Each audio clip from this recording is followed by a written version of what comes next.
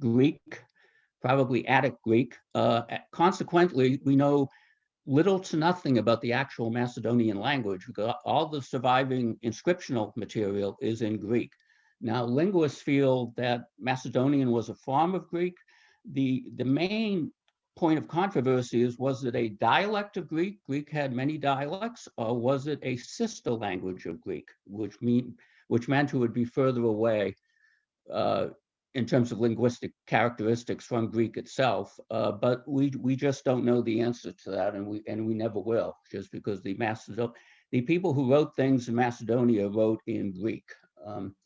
So it was very important, consequently, for Alexander to get a good Greek education. So when he was 13, his father Philip began to search for a tutor, and he considered such academics from southern Greece as Isocrates and Speusippus. The latter offered to resign from his stewardship of Plato's academy to take up the post. In the end, Philip chose Aristotle, the philosopher, who, by the way, was born in Macedonia. I hadn't known that. And he provided the Temple of the Nymphs at Mieza as a classroom. Excuse me, yes. John.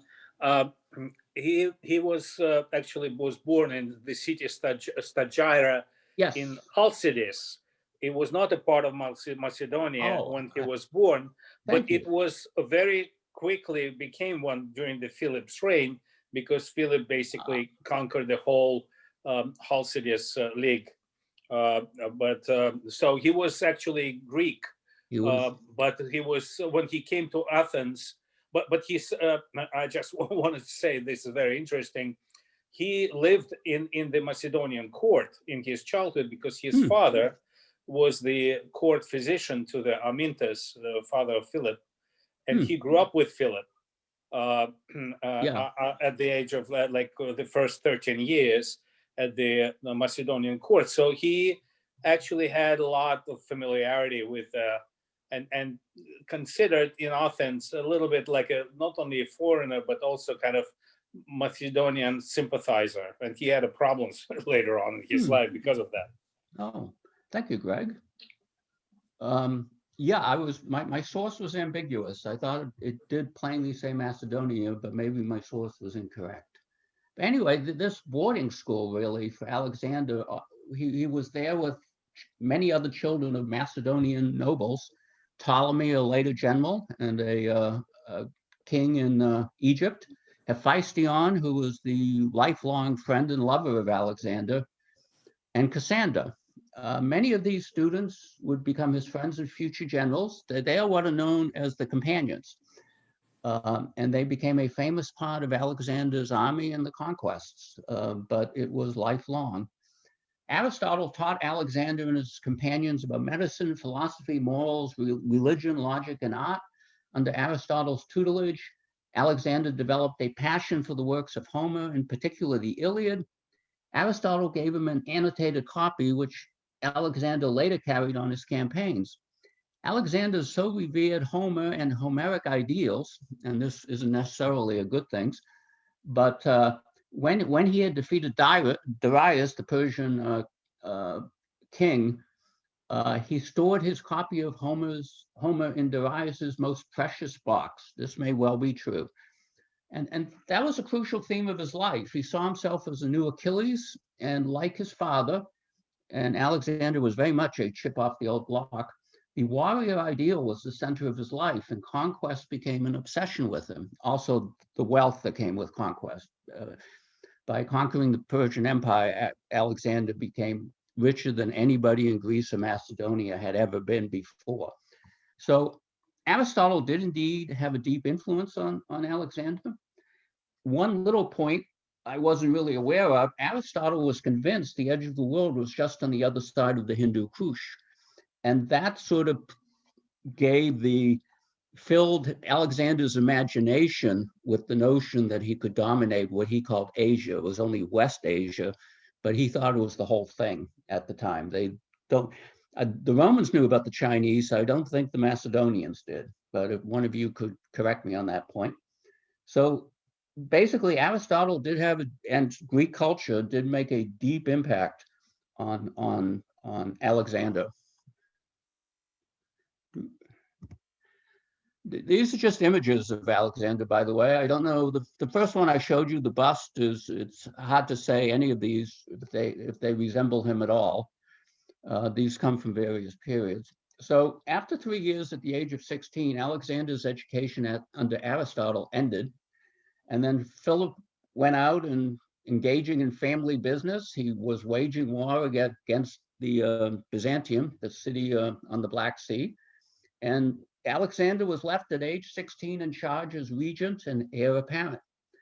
Now, there was a revolt during this absence by a Thracian group, the Mede, and Alexander responded quickly, driving them from their territory. He colonized it with Greeks and founded a city named Alexandropolis. That was a very strange aspect of Alexander. I don't know if anybody else in history quite did that, but naming cities after himself, and he named a city in Bactria, which is modern-day Afghanistan. He named a city after Bucephalus, his horse, and he also named a city after his dog, which I couldn't locate what that name was. Maybe one of you know it. But John, yes. I just wanted to add to it. At the point when he passed away, there was over 300 cities named his name. Yeah, I guess. If I may add, his father Philip, by the way, also named the city Philippolis, which is Plovdiv, contemporary Plovdiv in Bulgaria. So he actually founded this city and called it Philippolis.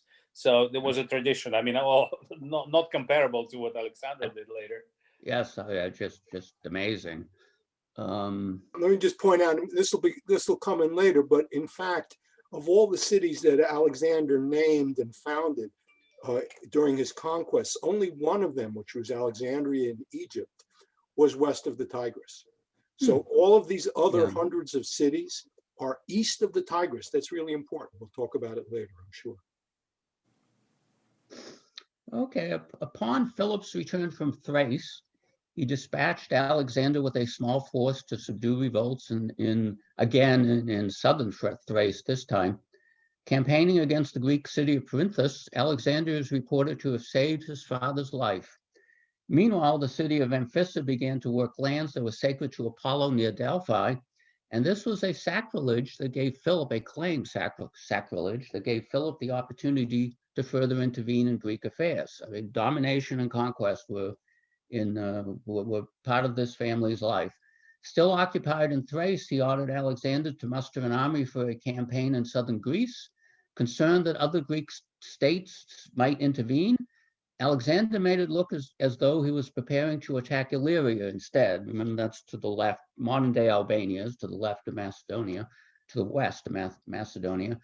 And during this turmoil, the Illyrians invaded Macedonia only to be repelled by Alexander. Now, Philip and his army joined his son in 338 BC, and they marched south through Thermopylae, a famous passageway, and they took it after stubborn resistance from the Theban garrison. They went on to occupy, this has been covered by Greg already a few weeks ago, but I thought I'd give you a reminder. They went on to occupy the city of Elatea, only a few days' march from both Athens and Thebes. The Athenians, led by Demosthenes, voted to seek alliance with Thebes against Macedonia. Both Athens and Philip sent embassies to win Thebes' favor, but Athens won the contest. Philip marched on Amphissa, capturing the mercenaries sent there by Demosthenes and accepting the city's surrender. Philip then returned to Elatea, sending a final offer of peace to Athens and Thebes, who both rejected it. And as Philip marched south, his opponents blocked him near Chaeronea in Boeotia, and during the ensuing Battle of Chaeronea, Philip commanded the right wing and Alexander the left, already a position of high trust, and they were accompanied by a group of Philip's trusted generals. According to the ancient sources, the two sides fought bitterly for some time. Philip deliberately commanded his troops to retreat, counting on the untested Athenian hoplites to follow. This was the famous feigned retreat, and this broke their line, and Alexander was the first to break the line, followed by Philip's generals. And we see this repeated over and over again, the use of combined arms, cavalry, and infantry And it was a signature of both Philip and Alexander, the angled charge against the enemy lines to get them to lengthen their line, and then to make a quick, and when the line at a certain point was weakened, Alexander would just form one of those web-shaped formations called an elay and just drive right into it. He did it over and over again. And it was his father's invention, though. So Alexander was an excellent pupil. He sort of underscored, he sort of more than anyone in history showed that sheer audacity was critical to military success, but he wasn't terribly original. Philip was the military genius in that respect. If any of you have other opinions, please let me know. One comment on the wedge formation, which was an innovation of Philip. It was all about command and control. Yeah, it's like a flock of birds. Up until that point, the role of a general is really you bring your army, you decide which formation they're in, and then they're going to engage, and the role of the general was over. But the wedge meant that essentially every member of the wedge followed the people in front of them, up until there was a single apex at the tip of the wedge, and whoever was at the tip of the wedge, whichever way he went, the entire wedge would follow him. So it enabled the army to have the ability to respond as if they were one person at the instant that an opportunity presented itself. Yeah. And that was a tremendous innovation. It really was powerful. Yeah, it was the commander was at the top, at the peak, and the second in command would be at the rear to sort of be an encourager and an enforcer, I suspect.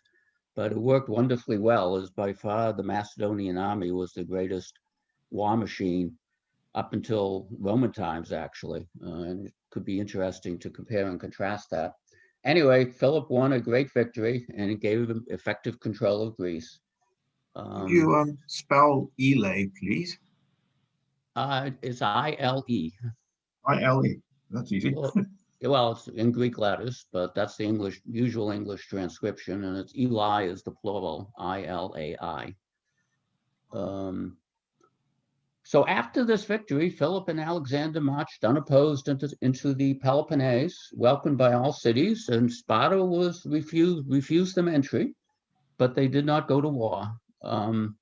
So this is when Philip established the Hellenic alliance, which included most Greek city-states except Sparta.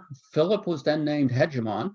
That's often translated as supreme commander. And this is important for Alexander's life because he was functioning during the conquest. He was functioning as part of a Hellenic alliance, and his title was hegemon as well. So at this point, Philip decided to started making plans for attacking the Persian Empire. This is odd because the given causes of war were events, the Persian Wars of 150 years prior, but clearly his taste for conquest and wealth had not been sated. So he had immense reserves of aggressiveness. Now, he announced publicly he wanted to invade Persia because Xerxes had invaded Greece and pillaged the temples of Athens and all of that.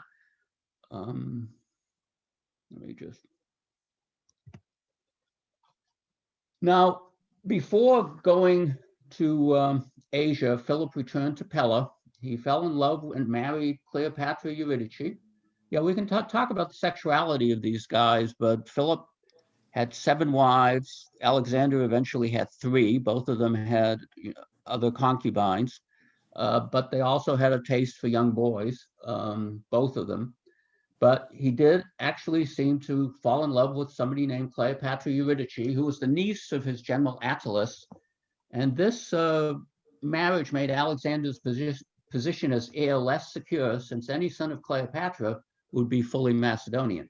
Well, Alexander was only half Macedonian, the son of an Epirot. And this is a famous story. There are more famous stories about Alexander than anybody before Julius Caesar, I think. Correct me if I'm wrong. But during the wedding banquet, a drunken Attalus and Macedonians, the Greeks drank a lot, and it seems Macedonians drank even more because it got Alexander into trouble on more than one occasion. During the wedding banquet, a drunken Attalus publicly prayed to the gods the union would produce a legitimate heir. And we don't actually know if he was making a dig at Alexander or if it just he was drunk. But at the wedding of Cleopatra, whom Philip fell in love with and married, she being much too young for him, her uncle Attalus in his drink desired the Macedonians would implore the gods to give them a lawful success. Well, if that's what he said, it's hard not to see it as a jibe. He desired the Macedonians would implore the gods to give them a lawful successor to the kingdom by his niece.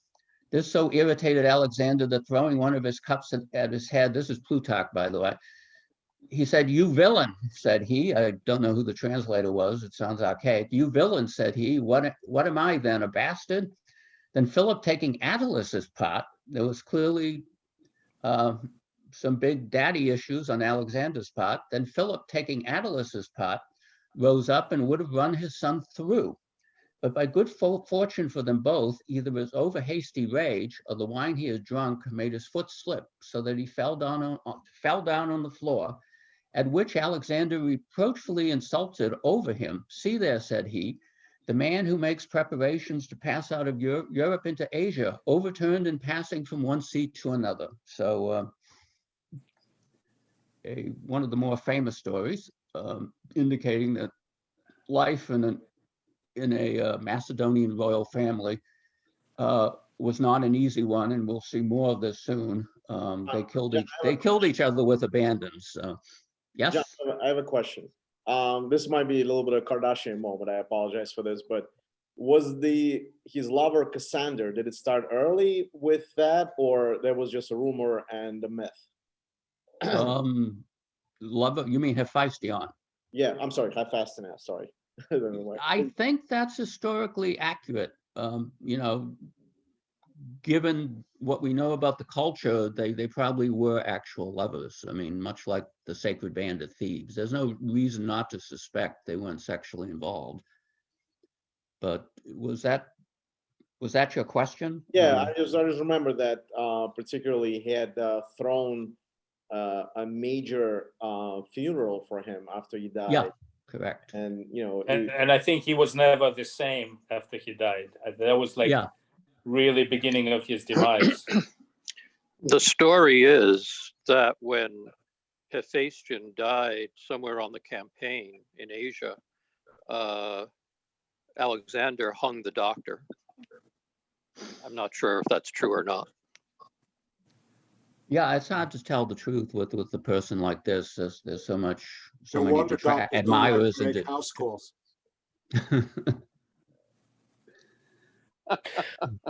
Again, this is my Kardashian moment. I'm going to shut up. Sorry. Well, anyway, as a result of this, unhappy wedding feast, and this was in 337, Alexander had to flee Macedon with his mother. This was getting serious. He dropped her off with her brother, King Alexander I of Epirus, in Dodona, capital of the Molossians. This is all west of Macedonia. He himself continued to Illyria, where he sought refuge with one or more Illyrian kings, perhaps with Glaucius, and he was treated as a guest, despite he having defeated them in battle a few years before. Aristocrats always tend to be polite to one another. However, it appears Philip never intended to disown his politically and militarily trained son. So Alexander got to return to Macedon after 6 months, due to the efforts of a family friend, Demaratus, who mediated between the two parties. Now, at this point in the following year, 336, the Persian satrap, that's a Persian provincial governor, the Persian satrap, governor of Caria, that's on the coast of Anatolia, I believe, towards the south. Yeah, south of Ionia. Yeah, the Persian satrap, governor of Caria, Picodorus, offered his eldest daughter to Alexander's half-brother, Philip Aridaeus.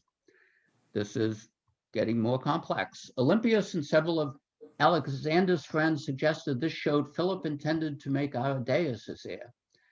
Alexander reacted by sending an actor, Thessalus of Corinth, to tell Pythagoras that he should not offer his daughter's hand to an illegitimate son, but instead to Alexander. When Philip heard of this, he stopped the negotiations and scolded Alexander for wishing to marry the daughter of a Carian, explaining that he wanted a better bride for him. Why he thought the Carians were not worthy is unknown to me. But consequently, Philip ended up exiling 4 of Alexander's friends, Harpalus, Nearchus, Ptolemy, and Erigaius. And he had the Corinthians bring the actor Thessalus to him in chains. Now, this is a map. Greg has already covered the assassination of Philip, so I won't go into it. But at Agai, the old capital, if I can put it, of Macedonia, attending and sort of the sacred site, at Agai, attending the wedding of his daughter Cleopatra to Olympias's brother Alexander I of Epirus, Philip was assassinated by the captain of his bodyguards, Pausanias. But this is a map of the kingdom of Macedon as Philip left it just before he was going to launch an invasion of the Persian Empire. Here's Macedon, obviously, and these are the dependent kingdoms, and these this is southern Greece. So pretty much everything except it's a Corinthian league that he formed. He was hegemon of. Correct. Yes, I should have mentioned John, I that. have a question. How much does, if there was any involvement of Olympia and Alexander in killing of Philip, was there any involvement? I was reading, there's a new book out by Adrian Goldsworthy, a dual biography of Philip and Alexander, and he dismisses it. He thinks it was just political. Anybody would say that about Olympias at the time. So he doesn't take it too seriously. But it's possible that he was aware of a plot. But it's still Macedonian, right? I mean, Olympia would probably succumb to like poisoning, but Macedonians were always public about assassinations. Right. Yeah, they were quite, well, I'll describe what Alexander did after he came to the throne. He eliminated any possible plausible rival, and it was not done subtly. It was all public. So it just, Goldsworthy doesn't take it too seriously, but he leaves open the door. None of the historians subscribe to that Alexander and Olympia were involved. Yeah, that's okay. It's at the same time, it's true that Olympia later on was a political player. I mean, she wasn't just a wife. She was part of a faction that was contesting for power after the death of Alexander.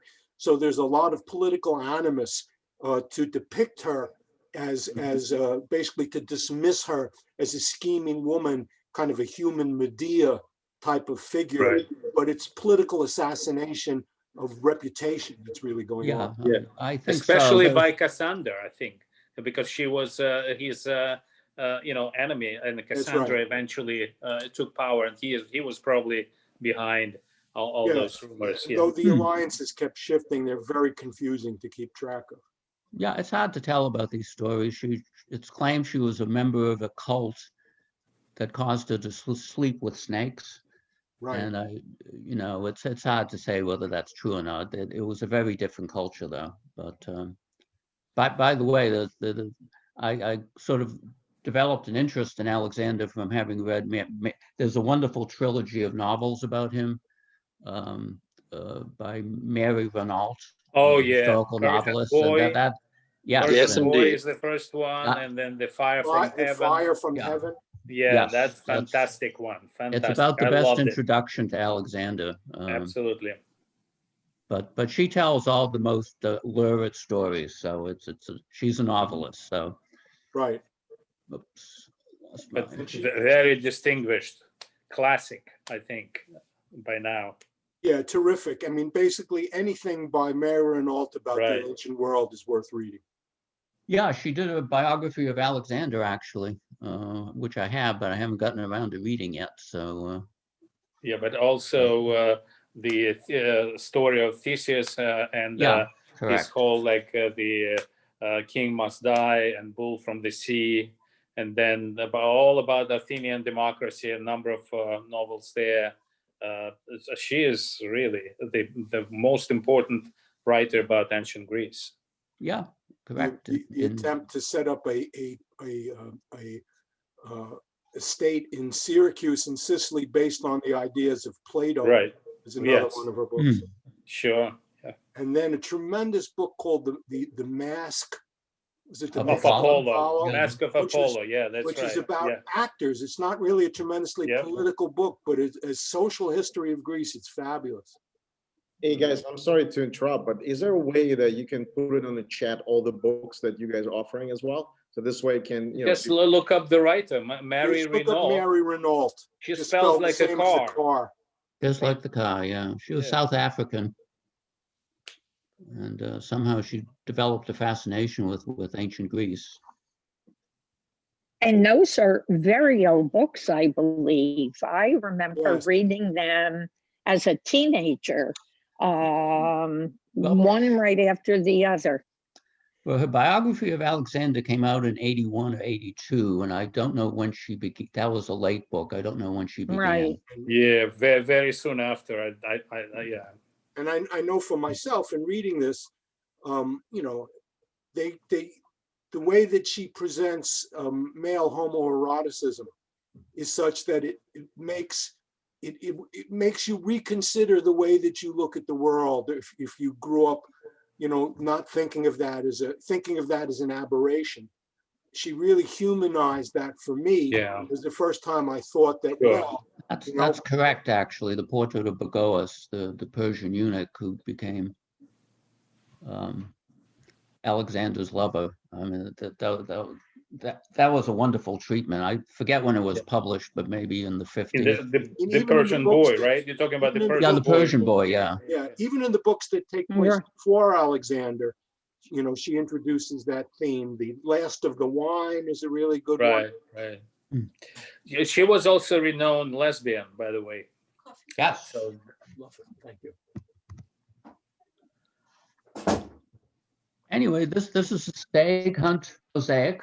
It's about 300 BC. It comes from Pella. They think that the figure on the right may well be Alexander. Plus something to do the way his hair is done. They think that may have been Alexander's typical hairdo. I don't know how they know that. It's kind of a circular argument. But the figure on the left is thought to be Hephaestion. And You know, there's one thing to note is all the depictions of Alexander show him shaven, clean shaven. yeah, he always And is. before that, there's no Greek ever that you see clean shaven unless they're young, unless they're, you know, they're trying to show someone who's in their teens.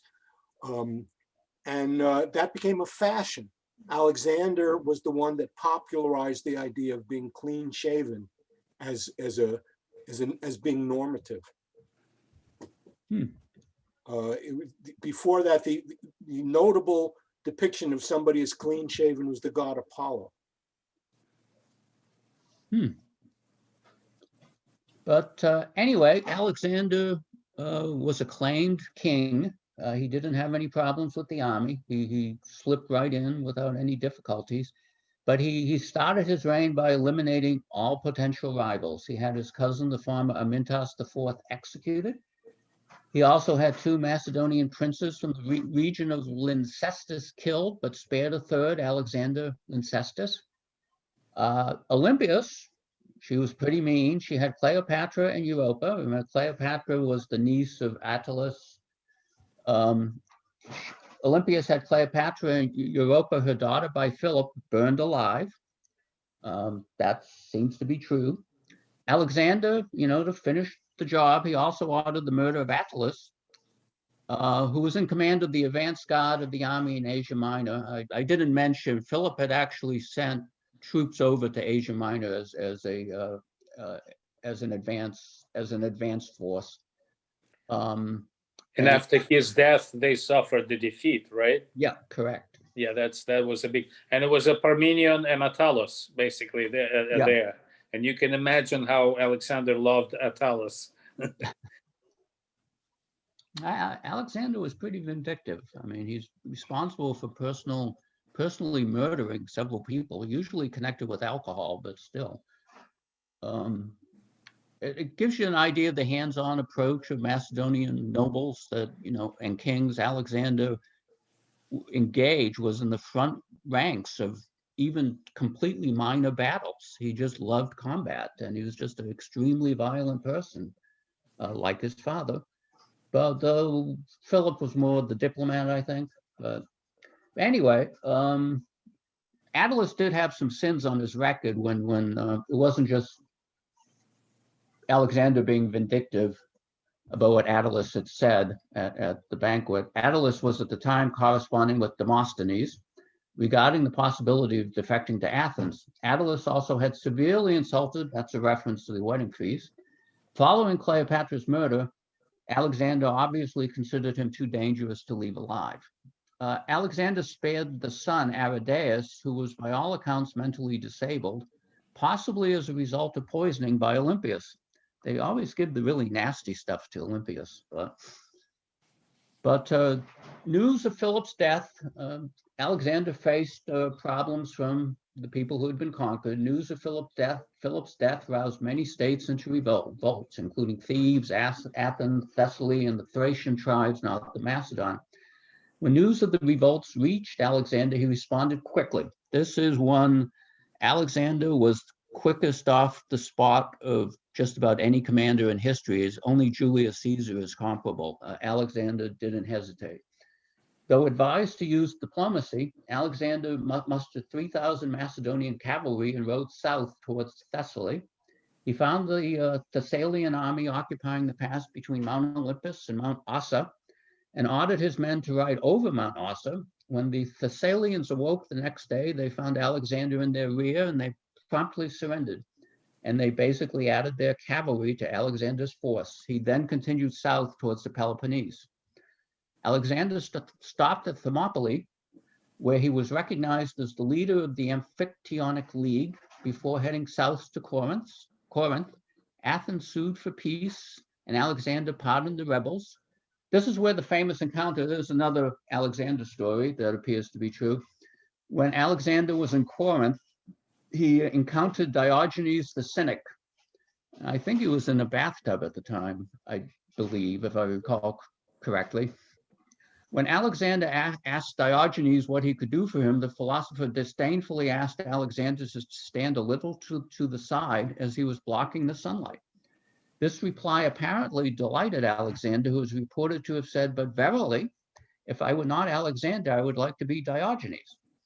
And this at Corinth, this is where Alexander took the title of hegemon, leader, as Philip had been. And he was appointed commander for the coming war against Persia. Those plans had not been set aside. Excuse me, John, I just wanted to add that Diogenes, the Cynic, was actually living out of the barrel on the market. Barrel, yes. He was living in a barrel, so he was. He was living a minimal life. He went naked. Right. The whole. Wouldn't use the toilet facilities. Yes, yes. That's the idea. Was that he doesn't want to be.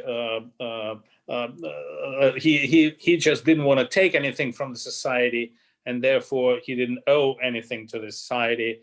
So he lived like a dog, and that by the way, the cynic, which was Cynic, is from the name of the dog. That's the whole movement, the whole name, Cynics, the dogs. So because he lived like a dog, and he lived on the market in a barrel. Can I comment a little on the broader political context in which all of these things were happening? Basically, you have Philip rising at the end of the period where the Greeks themselves had become exhausted by fighting with each other. So we had the Peloponnesian War, we had the rise of Thebes, we had the end of Spartan hegemony, and then the death of the leaders of Thebes, Epaminondas, and so forth. And all of these city-states were kind of exhausted. And there kind of arose within the Greek world really two points of view. And one was the idea, well, this is a problem and we've got to change it. And this was championed by the philosopher Isocrates, who was one of the people John mentioned, was considered as a candidate to be Alexander's tutor, which makes a lot of sense. What Isocrates said was that the Greeks need a king to unite all of Greece. And that the way to do that was to carry on a campaign against the king of Persia. So Isocrates actually identified what became first Philip and then Alexander's main political program. And he was opposed by Demosthenes and others. Demosthenes was an Athenian patriot, and he didn't want anything to do with the idea that, well, Athens is going to be, devalued as an independent political form. He wanted to assert. So Demosthenes is fighting a losing battle. He wants to keep the old past idea of city-state sovereignty, which had destroyed the city-states over the last 100 years so that they were exhausted. But that's what he is pushing. So a lot of the depiction of the Macedonians as uncivilized. So for example, all the stuff about the Macedonians being drunk has to do with the idea that the Greeks themselves drank their wine diluted with water.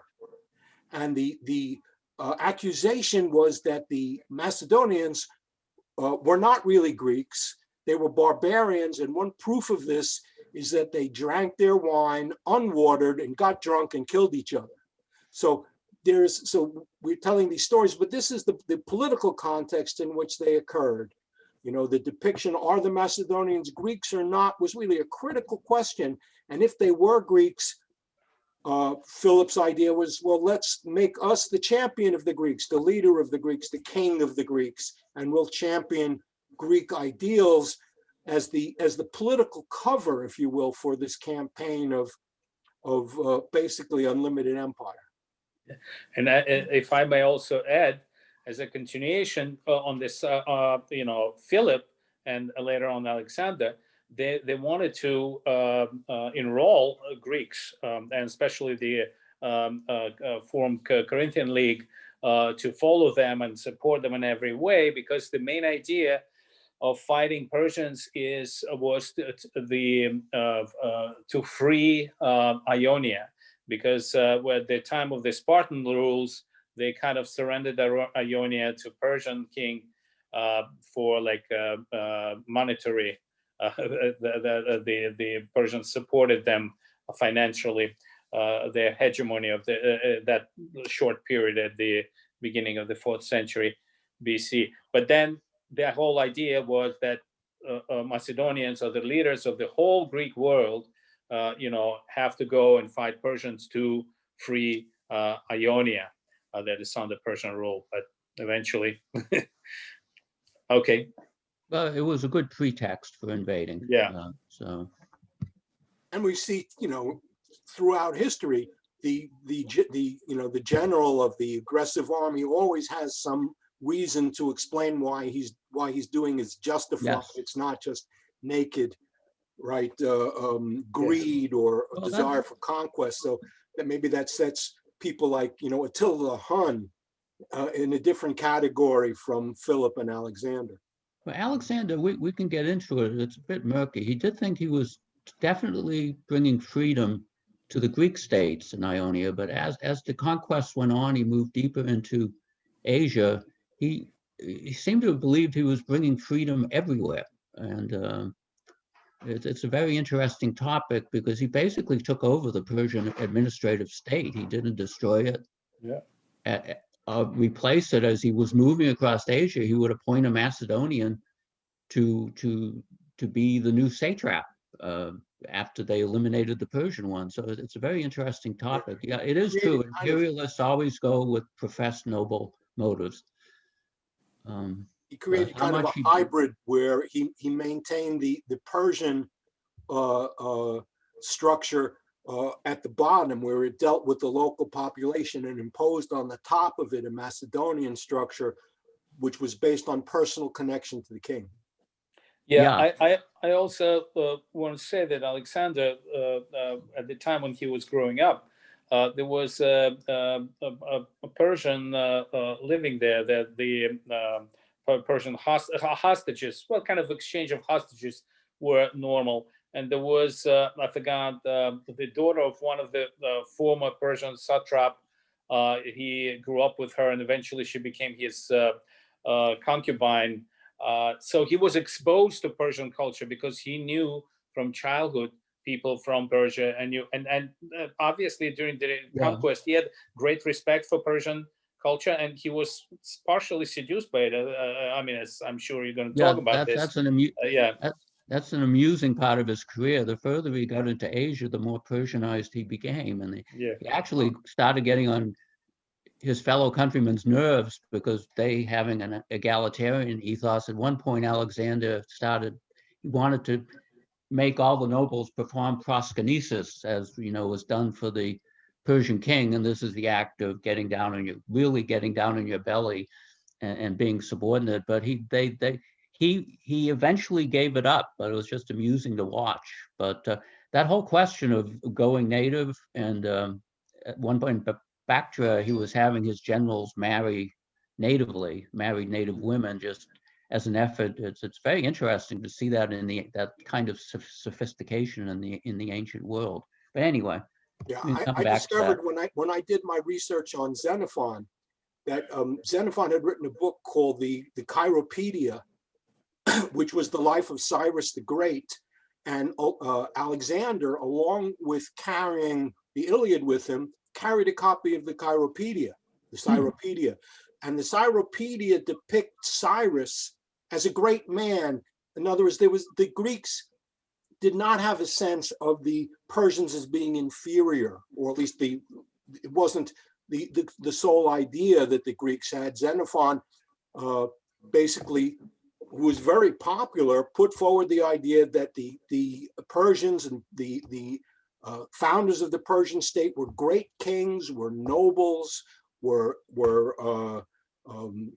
great warriors, and were examples to be followed for everybody. And so that's part of Alexander's education as well. And Herodotus too explained a lot about Cyrus.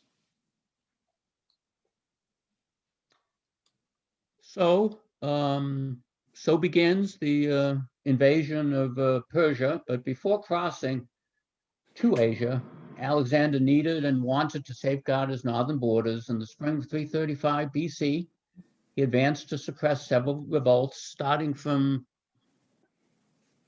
Amphipolis, he traveled east into the country of the independent Thracians, and at Mount Haemus, the Macedonian army attacked and defeated them.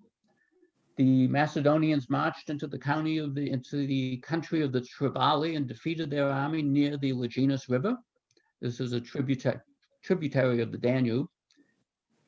Yeah, by the way, I'm only going to go into detail on the major battles. He fought so many, we'd be here for many hours if we started doing maps of these things. But then Alexander marched for 3 days to the Danube, encountering the Getae tribe. You can see the Getae here. Do I have a pointer? Yes. Getae tribe. Encountered them on the opposite shore. Crossing the river at night, he surprised them and forced their army to retreat after the first cavalry skirmish.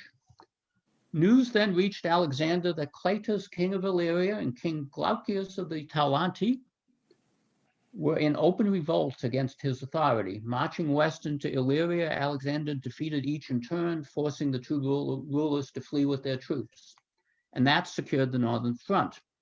While he was engaged in this, the Thebans and the Athenians rebelled once again.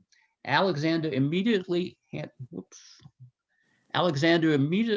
south. As you can see from the map, he made it from the north, the start point, to Thebes in 13 days.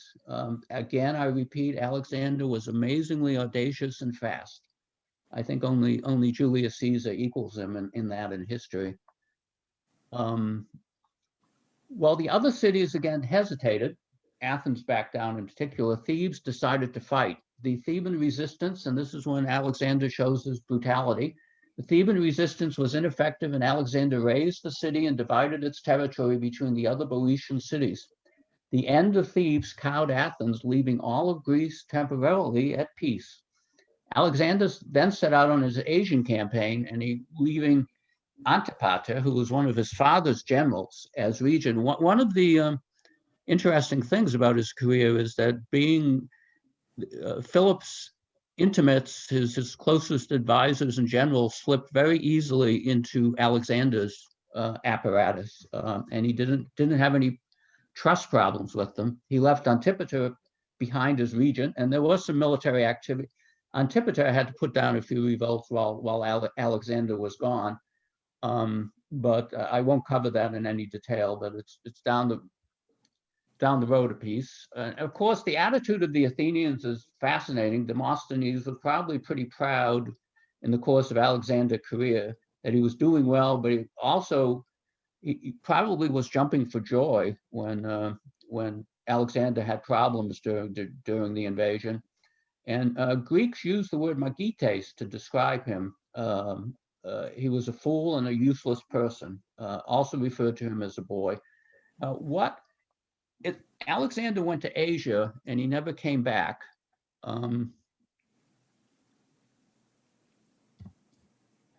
And we don't know if his intent was to sort of, he never showed any desire to return to Macedon, to Greece. I mean, was he turning himself into an expatriate consciously from the very beginning, or did the attitude develop over time? You know, by the end, his soldiers had basically forced him to turn back after they had reached the Indus River in what is now Pakistan. But his attitude now, it clearly wasn't a brief raid. It's pretty certain that he had big ambitions when he crossed the Hellespont.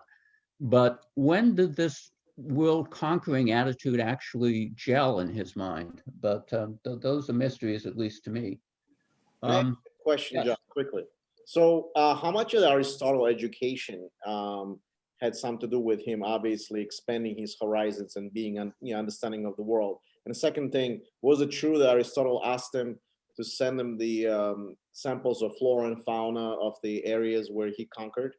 I don't know. They did exchange letters. I haven't looked into that aspect yet, though. Okay. But Alexander did take with him an individual to act as his historian. Callisthenes. Right. So he was Aristotle's relative, right? So he had Yes. he had the sense that the writing of history was important, and he was going to actually control the writing of his own history by having a historian traveling with him to write the officially authorized version.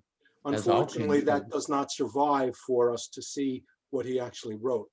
Well, because he killed him, right? Callisthenes became more hostile as Alexander increasingly Persianized himself. Callisthenes did not approve of that. Yeah, but Alexander killed Callisthenes. Yes. And that's why Aristotle and Alexander completely split after that. I thought that he always took philosophers with him when he went to India. Is that wonderful story about the Stoics and the Skeptics?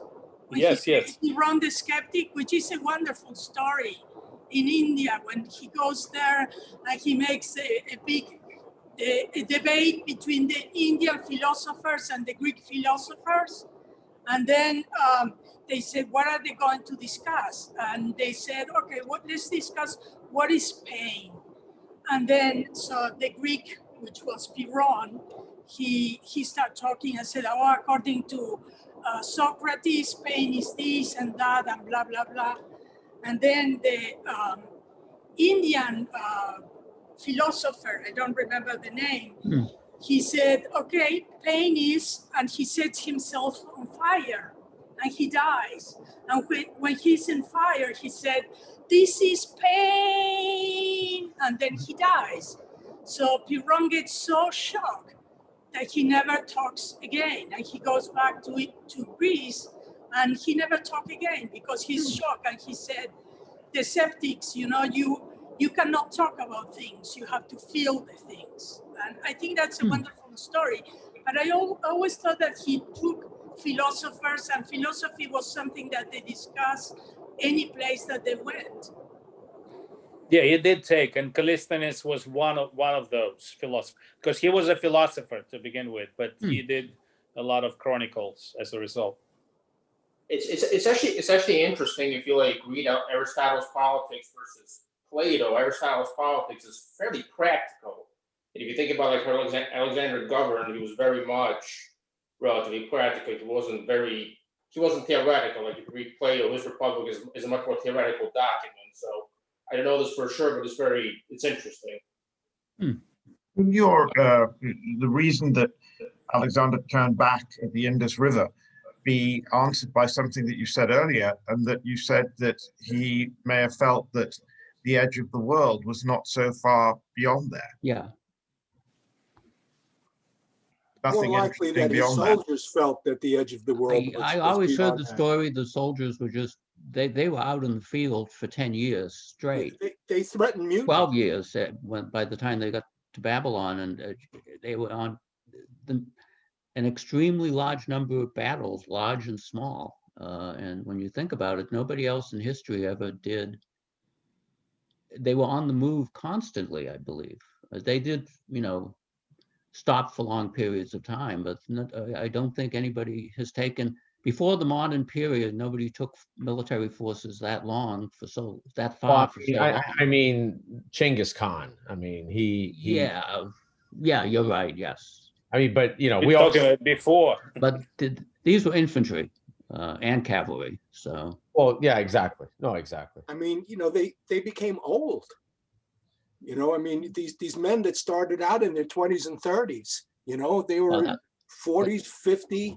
This was still Philip's army to a large extent. In the modern period, we think of the infantry as being late teens, early 20s, but the Macedonians makes me feel better in my demographic is that many of the soldiers were in Alexander's army were apparently over 60, and they had trained and fought together under Philip and then under Alexander, and they just blew everybody else away. I mean, they just were.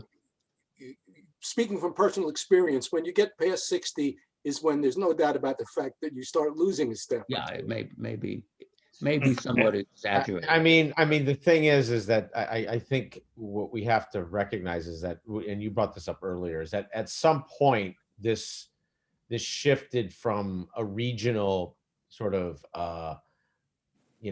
attempt to rule to a God global construct, right? He and saw himself as a god, and then his people were just subjects. So he almost became sort of ancient Egyptian, but at a global scale. And that's, by the way, especially after his conquest of Egypt, where he really stuck to that idea that because he became a living god in Egypt. Yeah, well, they all do. I'll get to that. Right. He just walked into Egypt. The Egyptians were very happy to get rid of the Persians. But by the way, all the crazy conquerors, the moment they hit Egypt, their god complex detonates every time. I mean, like Napoleon, like they all do it, right? They all lose their minds, right? They all. The Greeks were fascinated with Egyptian culture. And they even took elements of the religion over. I mean, there were temples to Ammon, and when Alexander went to that oasis, Siwa, he self-identified as a god, but he thought he was the son of Ammon, who in Greece was identified with Zeus. So clearly it was of great importance to him. And I guess it's hard from anyone's mind in the more, ancient to, really the modern world, that if you're a strategic megalomaniac, which almost everybody that is like that is, or they'd like to think that they're at least the strategic kind, and you run into this place that's Egypt, which literally has to look like another planet, right? Like the scale of it is just so, it's like an alien world. It's hard not to understand how they don't graft themselves onto that and believe that they're just an extension of it. And clearly that was, massively impactful on who he thought he wanted to become, basically, and kind of who he became, really. And the Greeks understood that a lot of their culture came from the Egyptians. And Yes. Herodotus talks about how the Egyptians taught the Greeks how to build in stone. And when you look at the oldest Greek statuary, it's very clear that it's based on Egyptian models, and the proportions of the human body, that concept is an Egyptian concept. So the Greeks understood the Egyptians as being a much older culture. And in that sense, even though they didn't any longer have the vitality to be a military player, they still were venerated in a very, a very special way. Well, and in the way they understood sort of technical greatness, they obviously sort of viewed them that way too, also, right? In terms of what they could achieve, having dynasties for eons, and being able to produce, the largest great works in history, even really to this day. So, I mean, that impact is, to me, very fascinating on really all leaders that have ever been crazy enough to go through Egypt and then think they're a god, basically. And keep in mind that the word Egypt is a Greek word. Yep, exactly. Egyptus. And basically, most of our history before the archaeologists got into it and before they were able to translate hieroglyphics was based on the writings of Greeks who were writing about or translating what they learned from Egyptians into Greek. So Greece is the transmission belt for most of what we knew about Egypt for a couple of thousand years.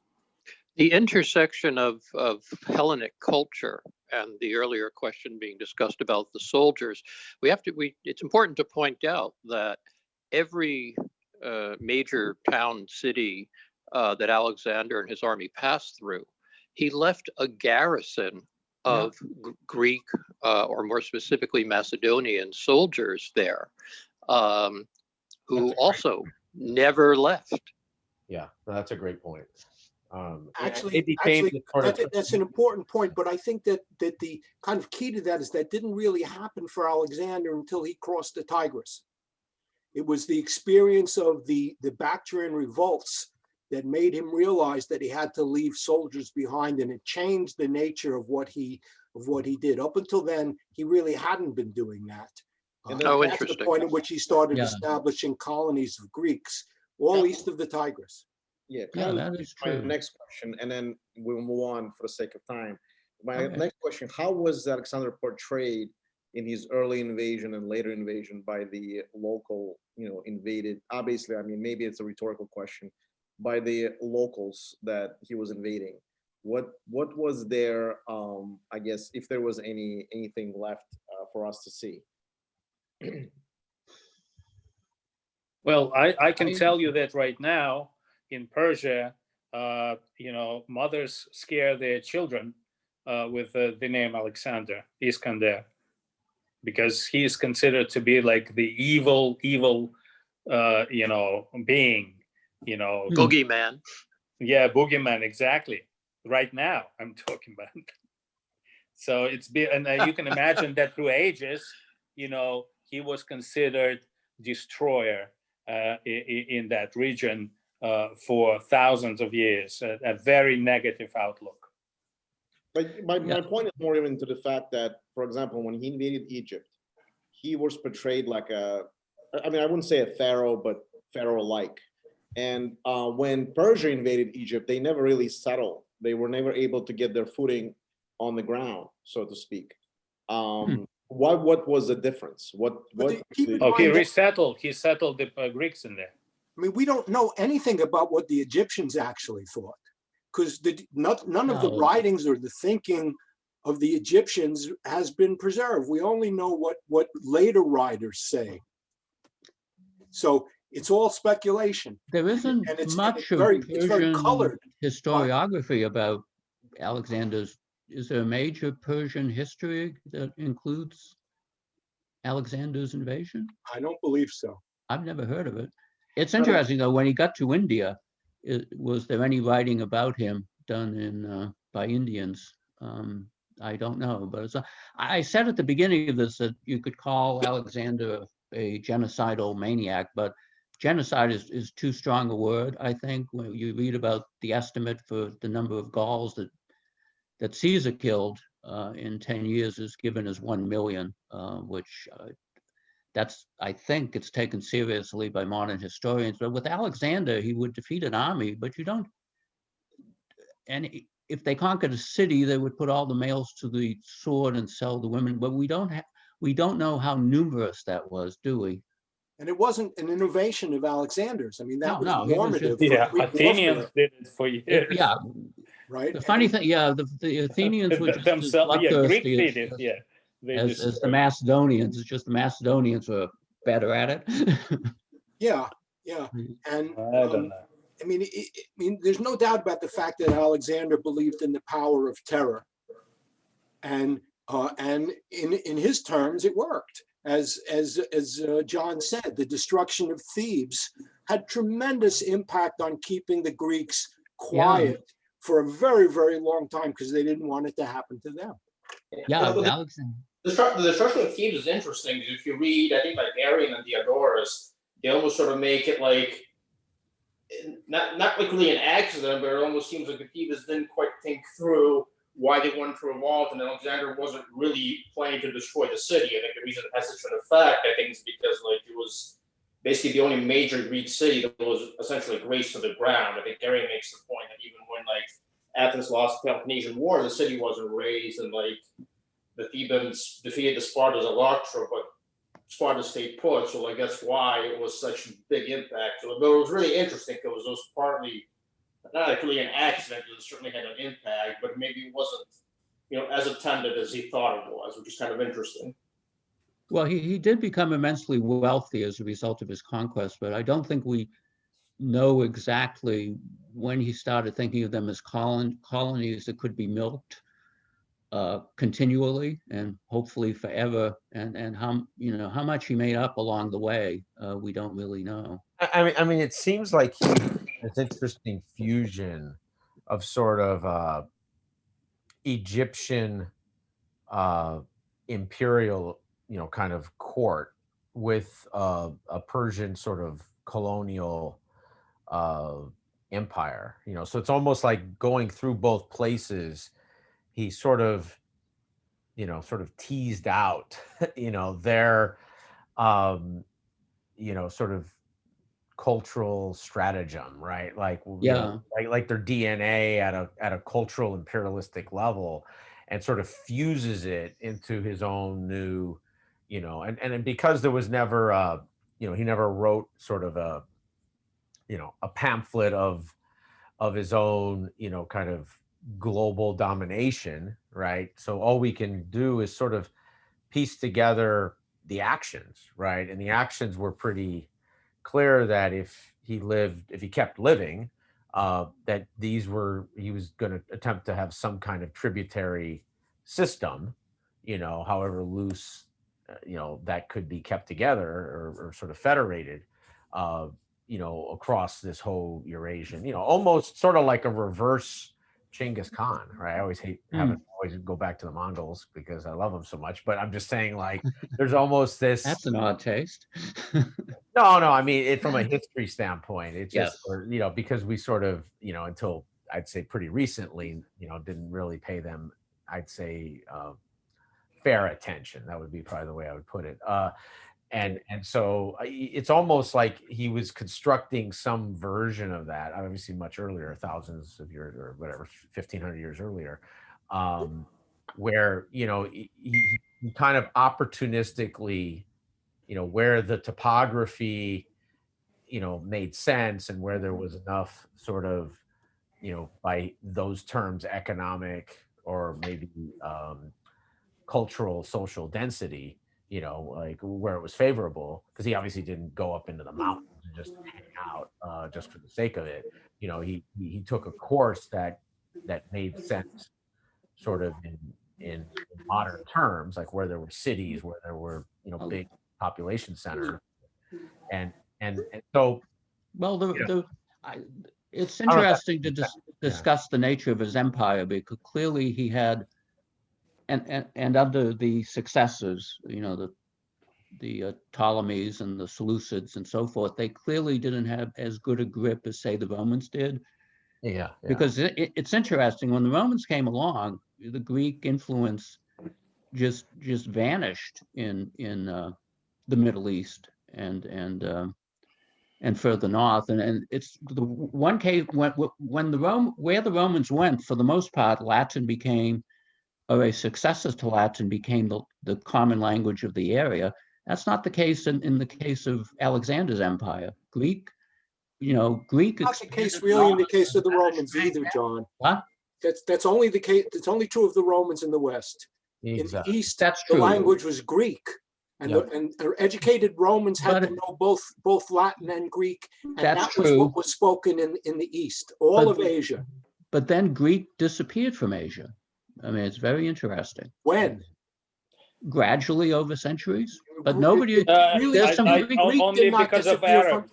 Greek did not disappear from Asia until the Arab conquest. Yeah, because of Arabs. Yeah. Oh, guys, 1 second. John, just for Yes. sake of time. Yeah. Okay. Yes. Go We've ahead, got sorry. 4 battles to get through with maps. So anyway, I said that Philip, conceived of the plan for invading Asia. He sent an advance guard, as we mentioned, Parmenio and Attalus, and an army of 10,000 men into Anatolia to make preparations. At first, all went well, but when Philip was killed and it was succeeded by Alexandria, and as someone mentioned, when Alexander killed Attalus, who was in part of the advance guard, the Macedonians were demoralized, and they were subsequently defeated near Magnesia. Is it on this map? No, but it's in Western Anatolia. They were defeated near Magnesia by the Achaemenids, that's the name of the Persian dynasty, under the command of a Greek mercenary named Memnon of Rhodes, and he's one of the most important people in the early stages of the invasion. It's very important to remember that large numbers of Greek mercenaries were working for the Persians at the time. Now, Alexander took over the invasion project. He crossed the Hellespont, the traditional line between Europe and Asia. This narrows just south of what's now Istanbul. They were Dardanelles, the Strait of Dardanelles right now. Yeah, the Greeks called it the Hellespont. It's called the Dardanelles now. Crossed the Hellespont in 334 BC with approximately 48,100 soldiers, 6,100 cavalry, and a fleet of 120 ships with crews numbering 38,000. That's the figure of 40,000 soldiers keeps returning all the way through at least to Gaugamela. We don't know much about. Alexander did develop a habit of leaving garrisons behind, which sapped his forces. There was some sort of replacement forces sent from Macedon, but we don't know the statistics on that. So all the numerical figures are kind of squishy for the Macedonians, for the invasion force.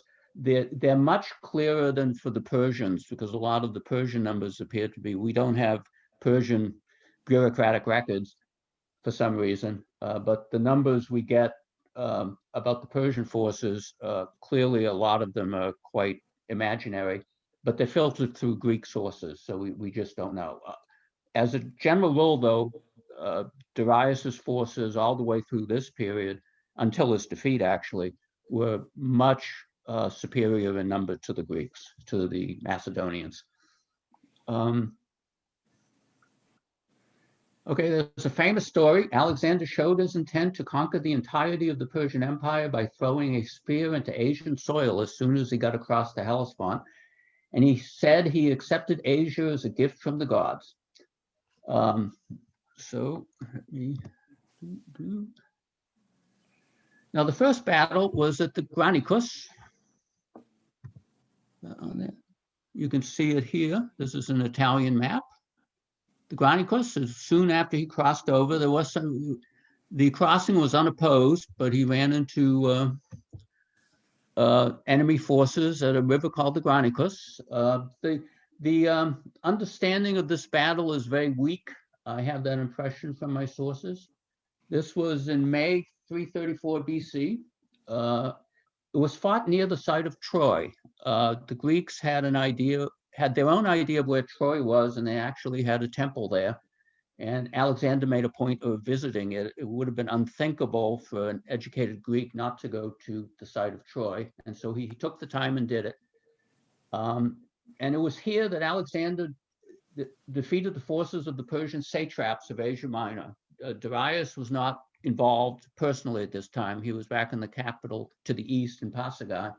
But the Western satraps, along with a large force of Greek mercenaries led by Memnon, the battle took place in the road near modern-day Ergili, Turkey, at the crossing of the Granicus River.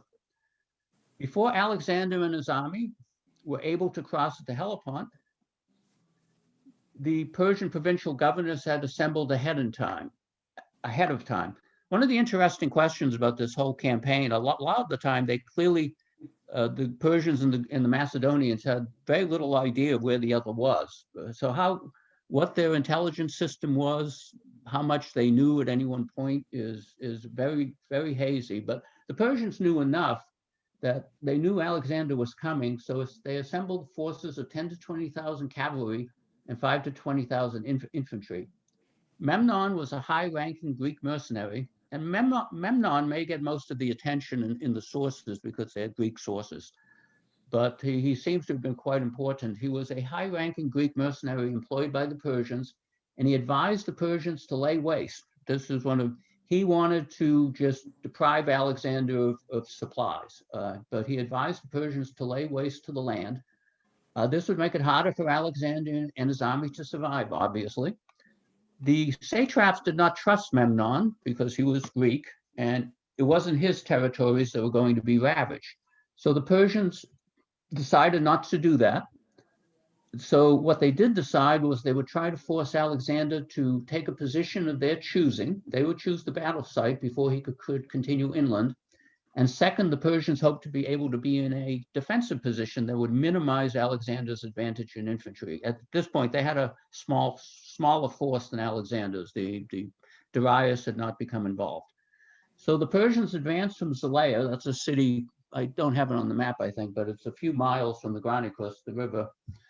So they decided to make this an obstacle, and they lined up, as you can see on the map. In military theory of the time, crossing a river was, against, and the Persians had the high ground, which is indicated by that weird blob, but they were all sort of on the high ground. This was considered an ill-advised move to attack a position like that. And this is where Alexander showed how different he was, but there's some controversy about what would actually happen. The Persians were hoping that with the crossing and moving up the high ground, they wouldn't be able to hold formation.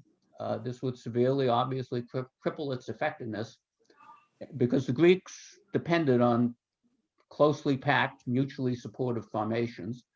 And the Persians just sat there and waited for the arrival of the Macedonians. And Macedonians the Persians had the cavalry in the front line. So the battle. This is Arrian's story. Alexander's army met the Persians on the third day.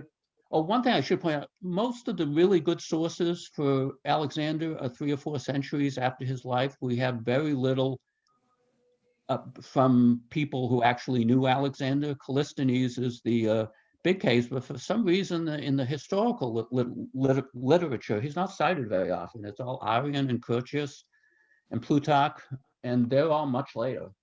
So this is probably the battle of the ones in the Western Persian Empire that is least well understood.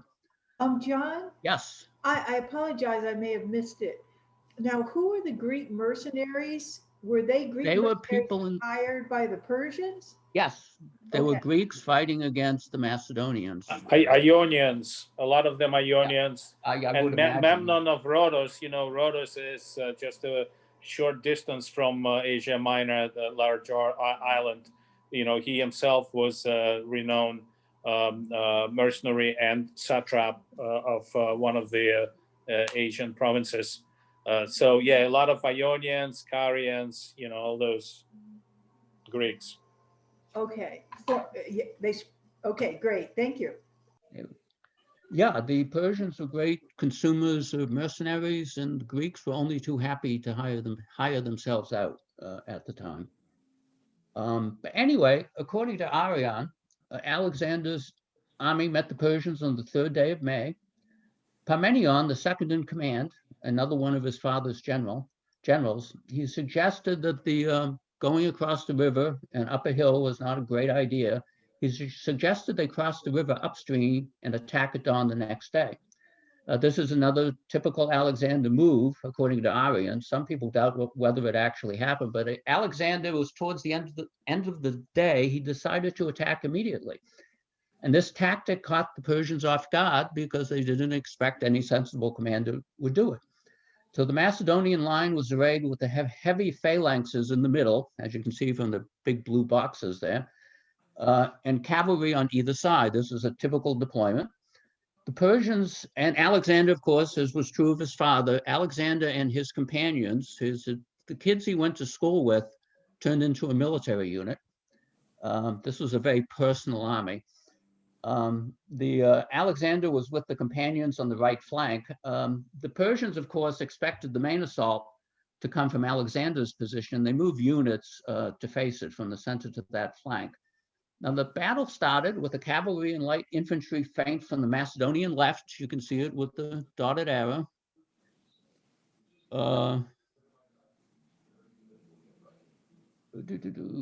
This is Parmenion side of the battle line. The cavalry squadron was led by the officer Ptolemy. In the interest of time, I'll compress some of this. The Persians heavily reinforced this side, and the feint was driven back. But at that point, Alexander led the horse companions in a classic wedge-shaped charge, and they smashed right into the center of the Persian line. They went right across the river. We always see Alexander as fighting from horseback, but Adrian Goldsworthy thinks he was part of, he may have been, oh, excuse me, that's a later battle. I'm confusing my battles here. He was definitely on horse at this one, but at a later battle, he may have made a similar move as part of the infantry. So he wasn't always as frequently portrayed as being on a horse. So he led the horse companions in their classic wedge-shaped charge, and they went right into the center of the Persian line. This is what got repeated in all the subsequent battles too. The Persians countercharged with a squadron of nobles on horse, and accounts show that in the melee, several high-ranking Persian nobles were killed by Alexander himself or his bodyguards, although Alexander was stunned by an axe blow from a Persian nobleman named Granicus. This is, I might point out, is very different from the way Darius would manage his battles. He always stayed out of the way if he could. A second Persian nobleman named Mithridates attempted to attack Alexander from behind while he was still reeling. However, he was himself killed by a companion of Alexander, Cleitus the Black, who I believe Alexander later murdered. But at this point, Cleitus saved Alexander's life. He severed the outstretched arm of Mithridates, the Persian nobleman. Okay, eventually, by the magical means, just superior capability, the Macedonian horse were able to gain the advantage. They did have numerical superiority. Their lances were also supposedly superior to the Persian javelins for fighting at close quarters from horseback, and they also had light infantry supporting them. The Greek cavalry, when they had pushed through, they turned left and they were able to roll up the Persian cavalry line, as you can see right here. A hole opened in the recently vacated place. This isn't shown on the map, but the Macedonian infantry crossed the river, exploited the gap, and they slammed right into the Greek mercenaries at the rear. And everybody, both flanks of the Persian cavalry retreated. Everybody was routed, basically. And as in many ancient battles, a great deal of the bloodshed occurs when the victors keep chasing the defeated. And so it was acceptable to just chase and kill everybody you could catch at the time. And the Macedonians did quite a bit of that. Now that is I might call it the official account of the battle. In the interest of time, I won't give you the other one, the other version. The one I just gave you, as I said, was from Arrian, 1st century AD. There's another major historian, Diodorus Siculus, I think he's 1st century BC. He basically says that Alexander attacked, he waited until the next day and he essentially followed Parmenio's approach, is to move upstream or downstream, I think, cross unopposed and then attack. And basically he won, but he didn't make the famous, damn the torpedoes attack. Just go immediately when they arrived. He dashed across the river, leading the forces. Make a brief comment on that. Yes. That it's always the traditional story about Parmenion urging caution and Alexander rushing ahead. That's a suspect story because it's a trope, right? It's all through ancient history. One of the themes of glorification of the military commander of the king is to show how his generals advised caution, and the king, no, it goes back as early as the Battle of Kadesh and Ramses of Egypt.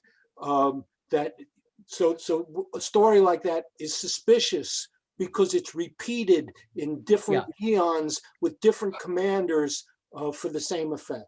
Yeah, that the commander always has to look good, look the best. At the expense of his older, more cautious counselors. Yeah, there is an alternative theory of the battle by Peter Green, the English historian, one of the former classical historians he's still alive, but he's 96 now, I think. He wrote a book, biography of Alexander. His theory of this battle is exactly along the lines of what you say, Paul. He thinks that the Persians were guarding the river with infantry, not cavalry, and that when the phalanxes crossed, the Greek phalanxes crossed, they tried to cross, they were forced to pull back. The Persians had beaten them. Then Alexander grudgingly accepted Parmenio's advice and crossed the river during the night in an uncontested location. I won't go into the details of that battle, of that version of the battle. What it just supplements what you say is that it may have been Alexander. Arrian's version of the battle may have been Alexander's attempt to suppress the notion of his defeat, because Alexander was basically in a position of win or die, and he was during the entire campaign. He could not afford admission of defeat, and that may have been, according to Green. You have to dismiss absurdities, and the idea of holding a river line with cavalry is absurd. Yes. You want to force your enemy when they're in a disadvantage. They're waist deep or knee deep in the water. Cavalry is not what you want at that place. You want infantry guarding the bank, forcing them back and taking advantage of the fact that they are not encumbered by the water.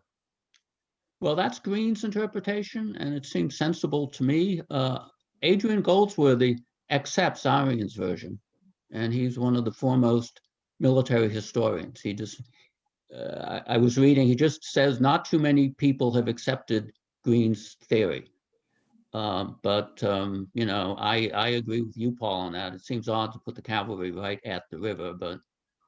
And I think the question of how cavalry fought, I think is really, it's an open question, because using a lance in a situation where they didn't have saddles and they didn't have stirrups is very problematic, because you hold on to your lance when you make contact with your enemy, you're going to get thrown off your horse unless you've got some way of holding your saddle.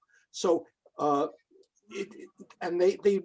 scholars really haven't come up with very good alternatives. So they'll say that cavalrymen use javelins because you could throw them, and that makes sense. It's hard to imagine how you could use a weapon like a spear or especially a lance, which is a long spear.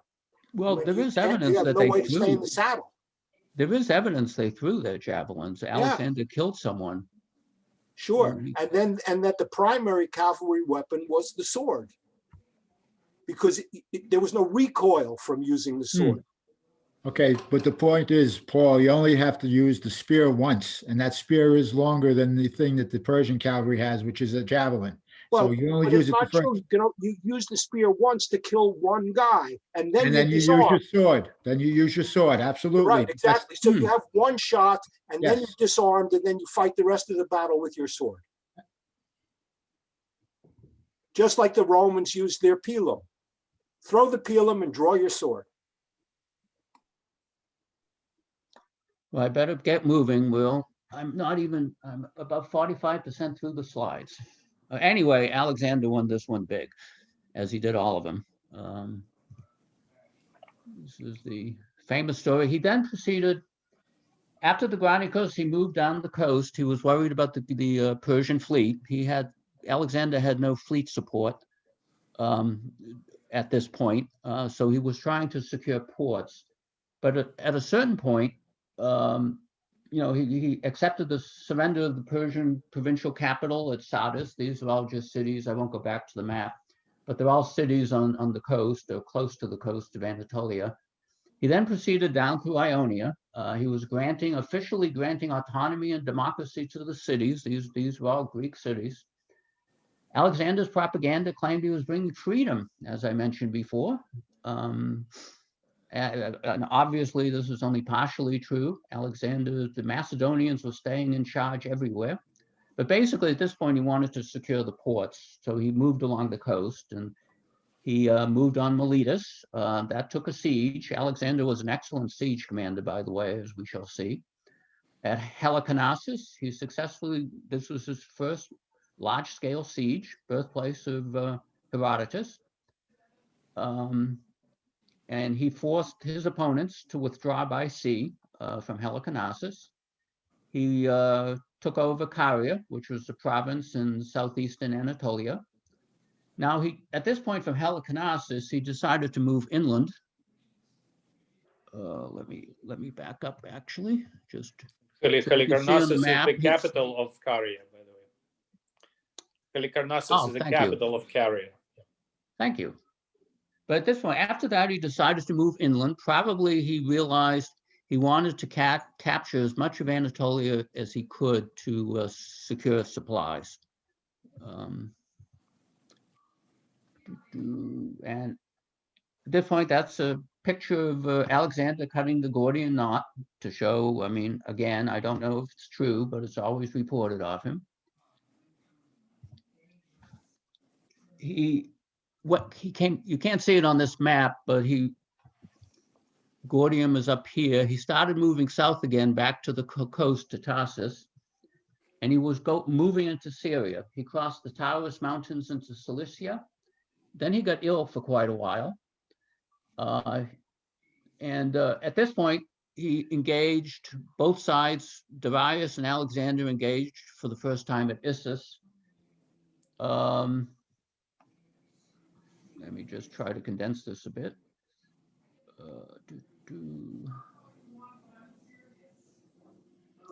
This is a very interesting battle too. First, let's go back. Oops. Here's Issus here. Darius had marched all the way from the east to here, and this was a very interesting battle because this occurred on November 5th, 333 BC, between Alexander and Darius. This was the second great battle, and the Macedonians won decisively. So the battle took place south of the ancient town Issus, which is close to the present-day Turkish town of Iskenderun. This is actually a name of a city that survived from Alexander's time, that just being the Turkish form of Alexandria. It was on either side of a small river called Panaris, as you can see. Actually, it's debated whether it was Panaris or this other Pius river. Adrian Goldsworthy thinks it makes more sense to be the Pius. What's interesting is both sides didn't really know that much about their whereabouts, but Alexander, we aren't showing Alexander in blue, he came up the coast, and the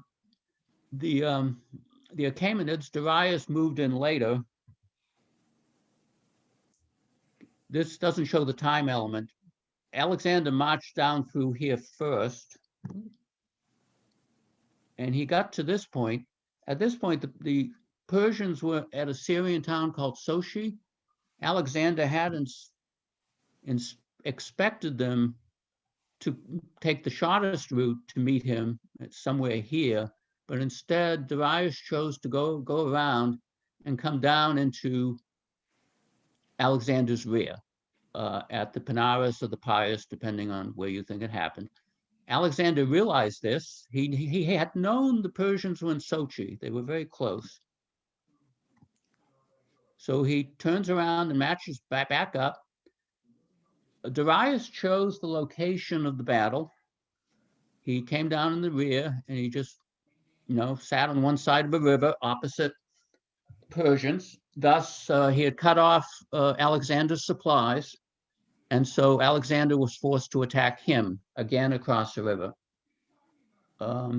What's curious about this battle is Darius did have huge superiority in numbers, but he picked a very odd location for somebody with such a big army, because as I read, it's only about 2.8 miles from the Gulf of Issus to the mountains. So he didn't get as much advantage from his deployments, from his numerical superiority as it would have been possible. He fixed this, not to any great success, at Gaugamela. The Decisive Battle by Gaugamela was a place in what is now Iraqi Kurdistan, but it's a wide open field, and he had a huge line, which was much longer than the Macedonians. But for whatever reason, he picked this narrow space, cut off Alexander's supplies. Alexander had to attack. Trying to.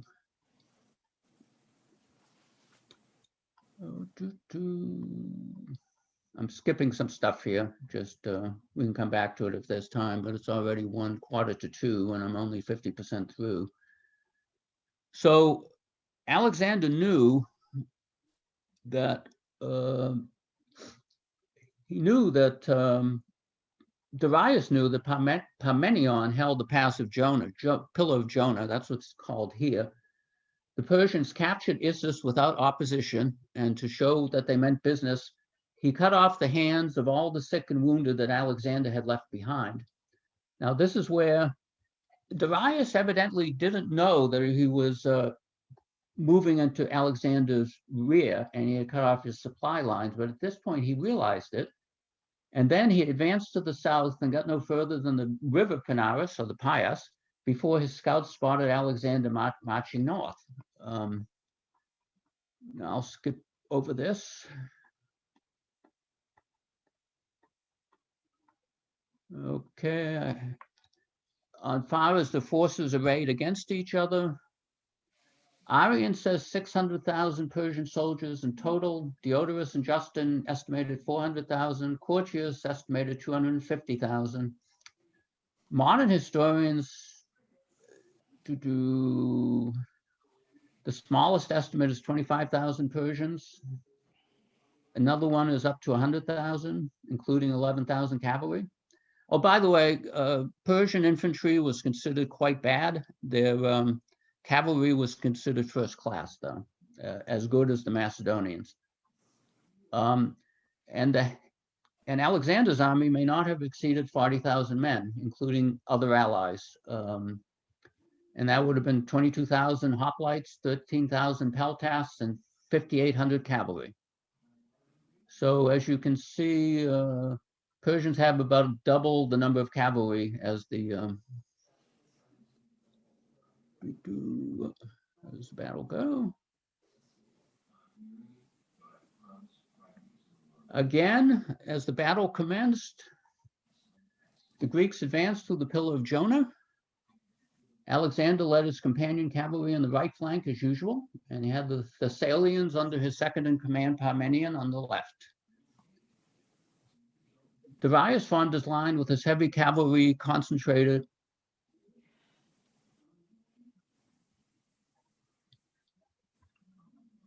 next to the coast on his right, followed by the Greek Yes? Question. I mean, it seems very weird, the whole movement of the Persians. And then when you get to the battle, there is a lot of explanation, and they move here, they move there. How real is all this? Because all of these battles are reconstructions, and there's in some of them there's great uncertainty. Looks like they love to explain the battles, but there is a big black hole in everything. So, I mean, maybe it's more literature than anything else. Well, this is how military historians make their living, but right. this is a badly understood one compared to the others, because it does seem very odd that they kind of met each other by accident. Darius didn't know where Alexander was, so he just picked this river. He just landed there, then thus in effect forcing Alexander to attack him. But in event, it was an Alexander won with the traditional maneuver. I'll give you a little bit.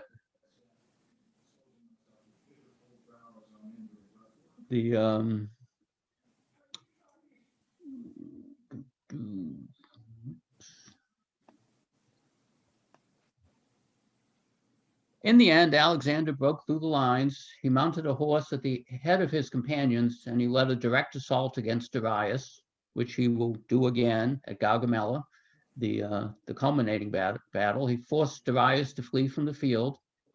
Then at this point, Alexander noticed his left flank was really getting quite badly by the Persians. So he allows Darius to flee, and he took his forces and smashed into the rear of the Greek mercenaries. That's this group here.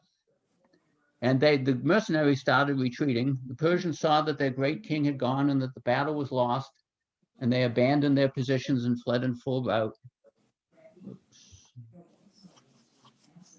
Let me just turn problems here. Okay, let me. Ooh, I'm having internet problems. You'll have to excuse me for a second.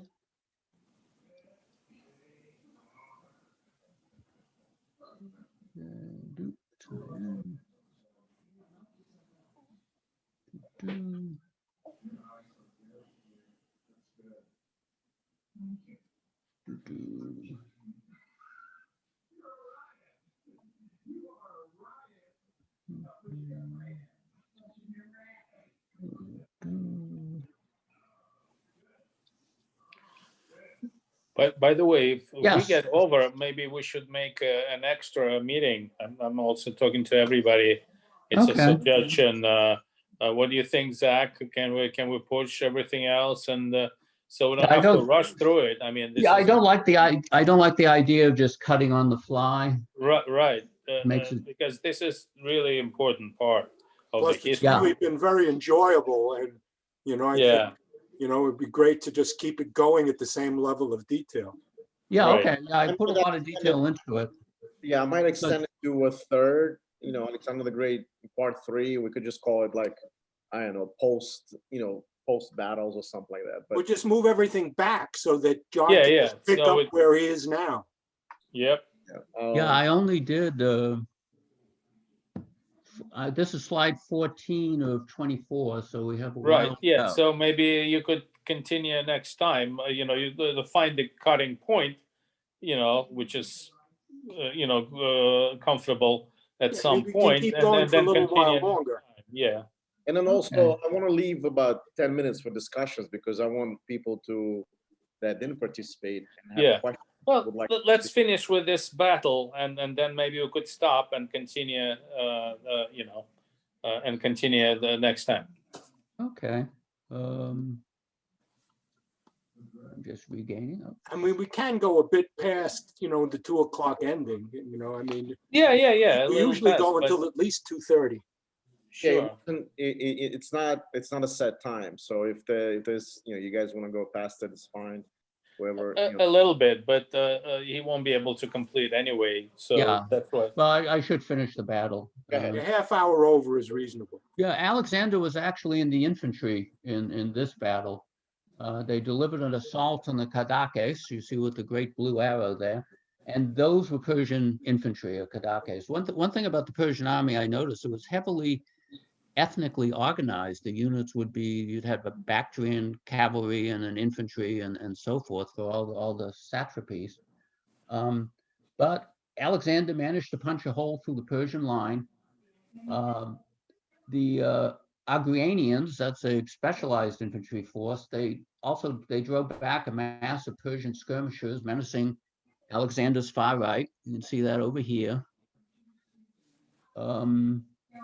And this secured the flank. In all these battles, the Macedonians were at great risk of being encircled because the Persian lines were always so much longer.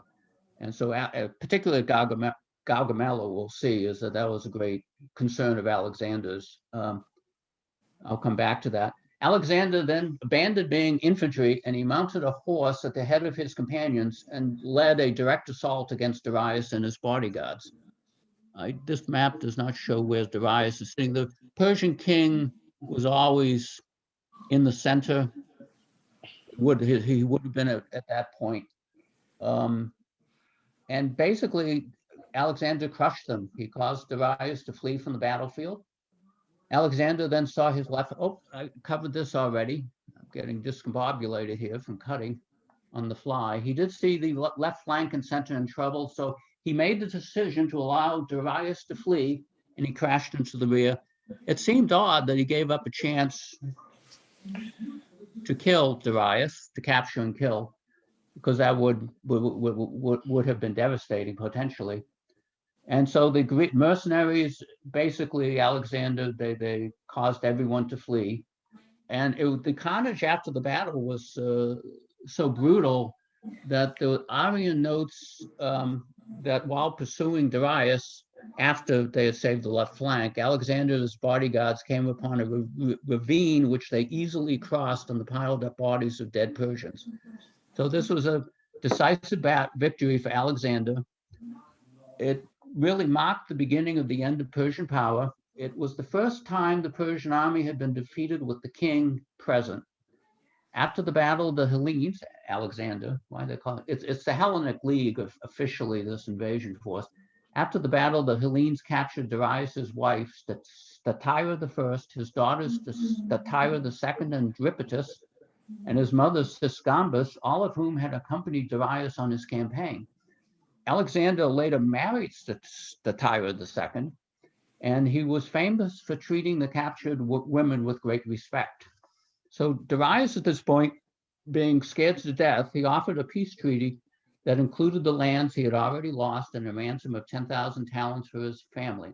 Alexander replied that since he was now king of Asia, it was he alone who decided territorial divisions. Humility was not Alexander's strong suit.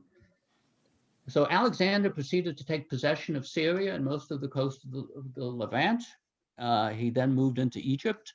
And wait a second. I just wanted to add that what's important here is that the consequences of this battle is that Darius suffered a huge blow to his prestige, because this is the first time that the Persian king take the command of the army and being personally defeated. The previous battle, it was like Memnon of Rhodos and a few other satraps, but it has never happened before that the Persian king was defeated personally. And also the fact that he captured his whole family, you know, his mother, and also being a severe blow. So at this point, it's very hard for Darius to maintain power. Does make Darius look very bad too. They were all co-located, he and his family. He took off. Yeah, and everybody was surprised how well he treated the Darius family, with utmost civility. Especially since he didn't treat his own family that way. Right. The motives are sometimes frequently unclear. So, but anyway, that's it for Issus. This part of it, in future slides, I'll cover he moved down the Levant. He besieged Tyre. Yeah. Then besieged Gaza, both times successfully, and then he walked into Egypt.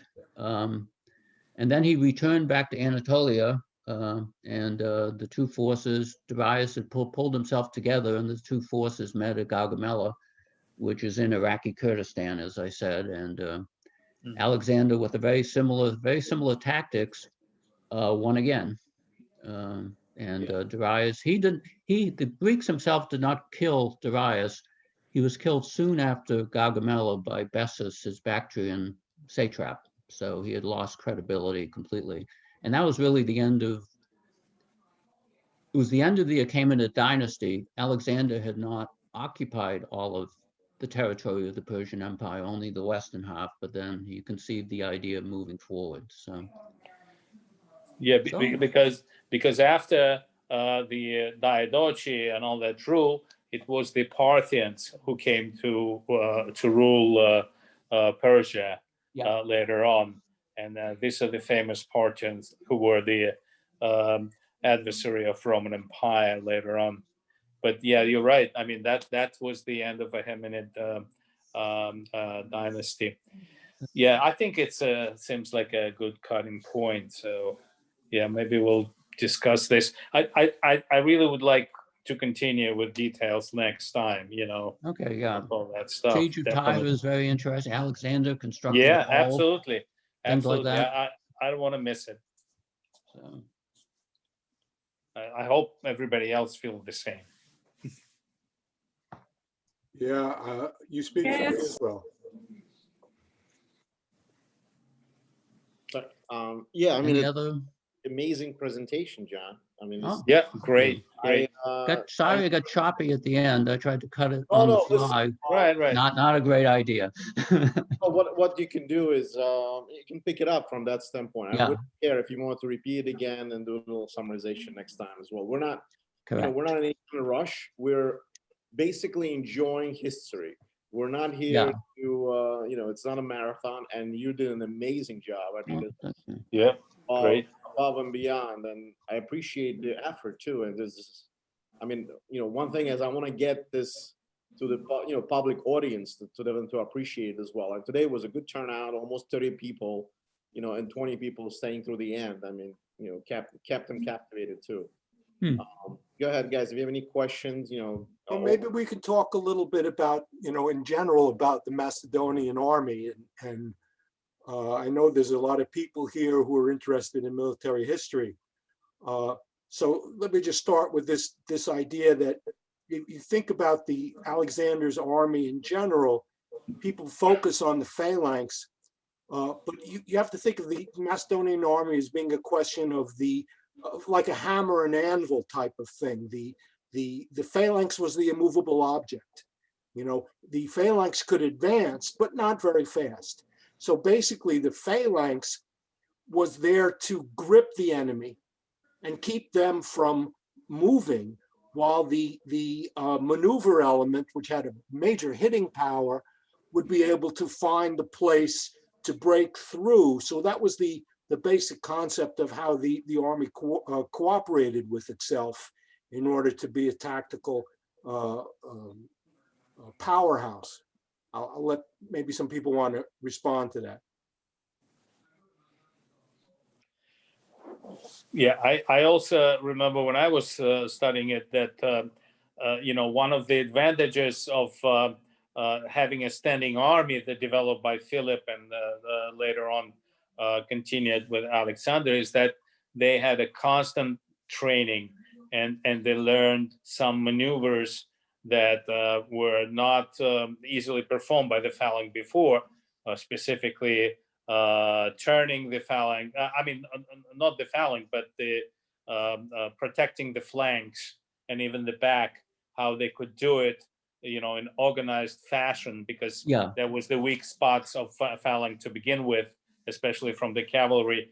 but they really perfected these maneuvers, and then fouling became much more effective tool. Yeah, it's very at Gaugamela. Their skill is just revealed.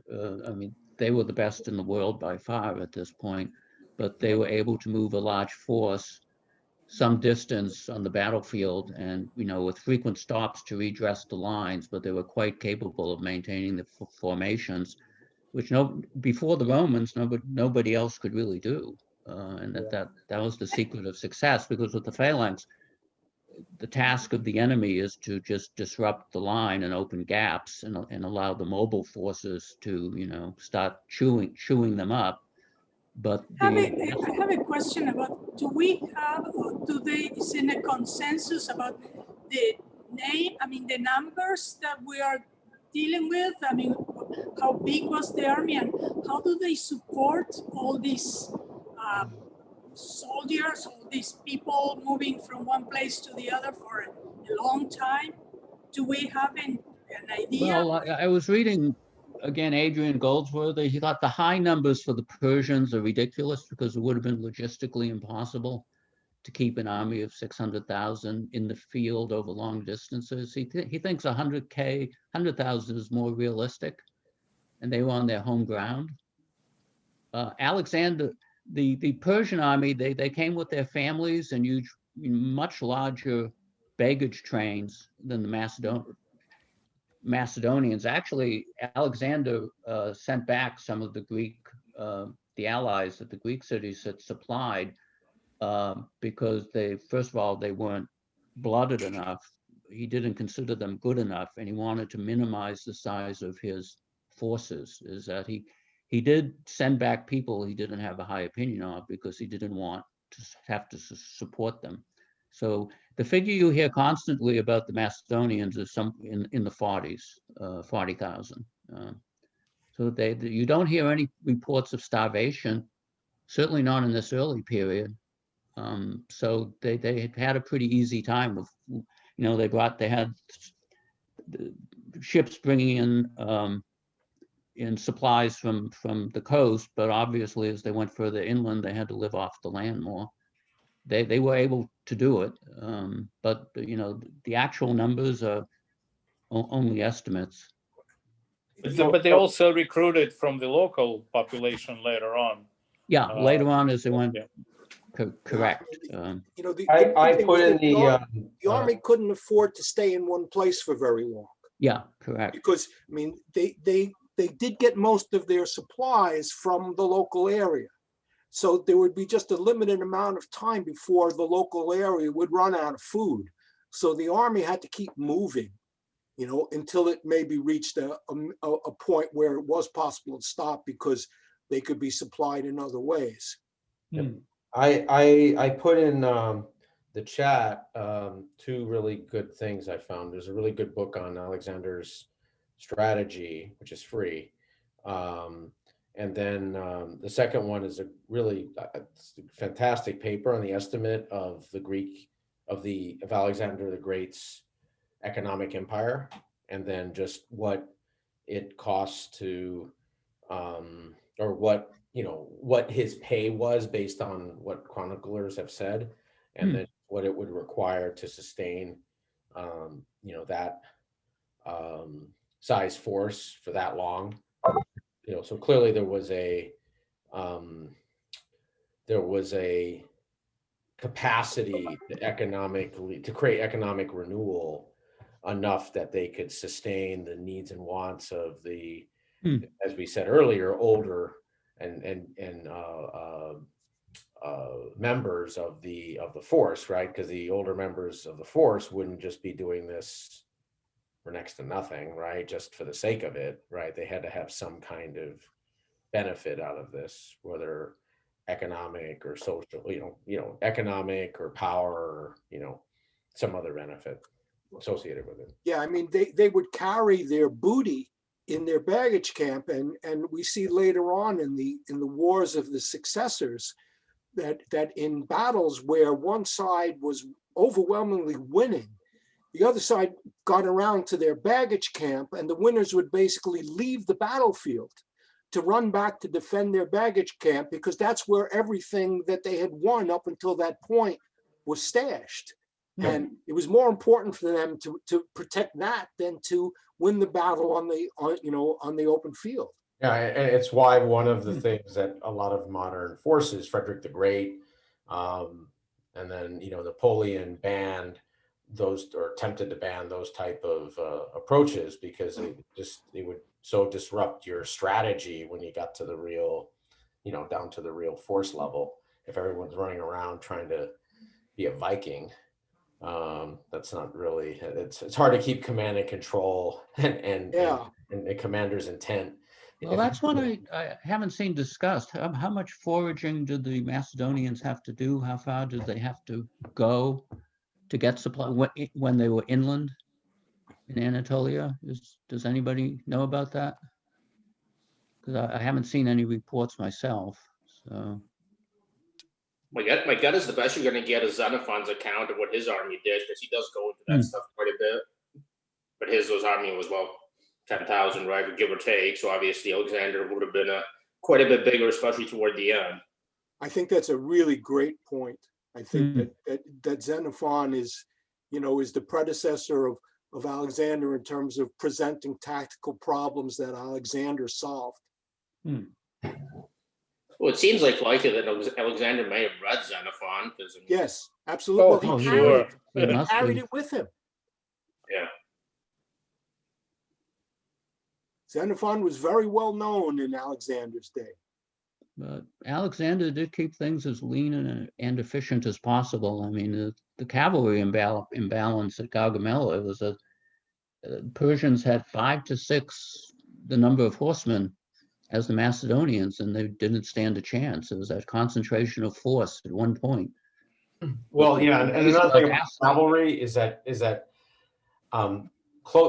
generally speaking, cavalry closer to home is a lot easier to manage. I mean, that's what makes the Mongols, sorry to go there, so unique in history. But yeah, it's typically because if you don't know foraging and water holes and resting places, the physics of just trying to maintain that becomes your strategy. So in some ways, cavalry can weigh you down, and versus the opportunistically perfect battle that cavalry would be dominant, right? So it's almost like you're dragging this special set of military capacity for a moment that you might be able to employ it to its maximum effectiveness, not knowing when that's going to be, and then creating this huge drag.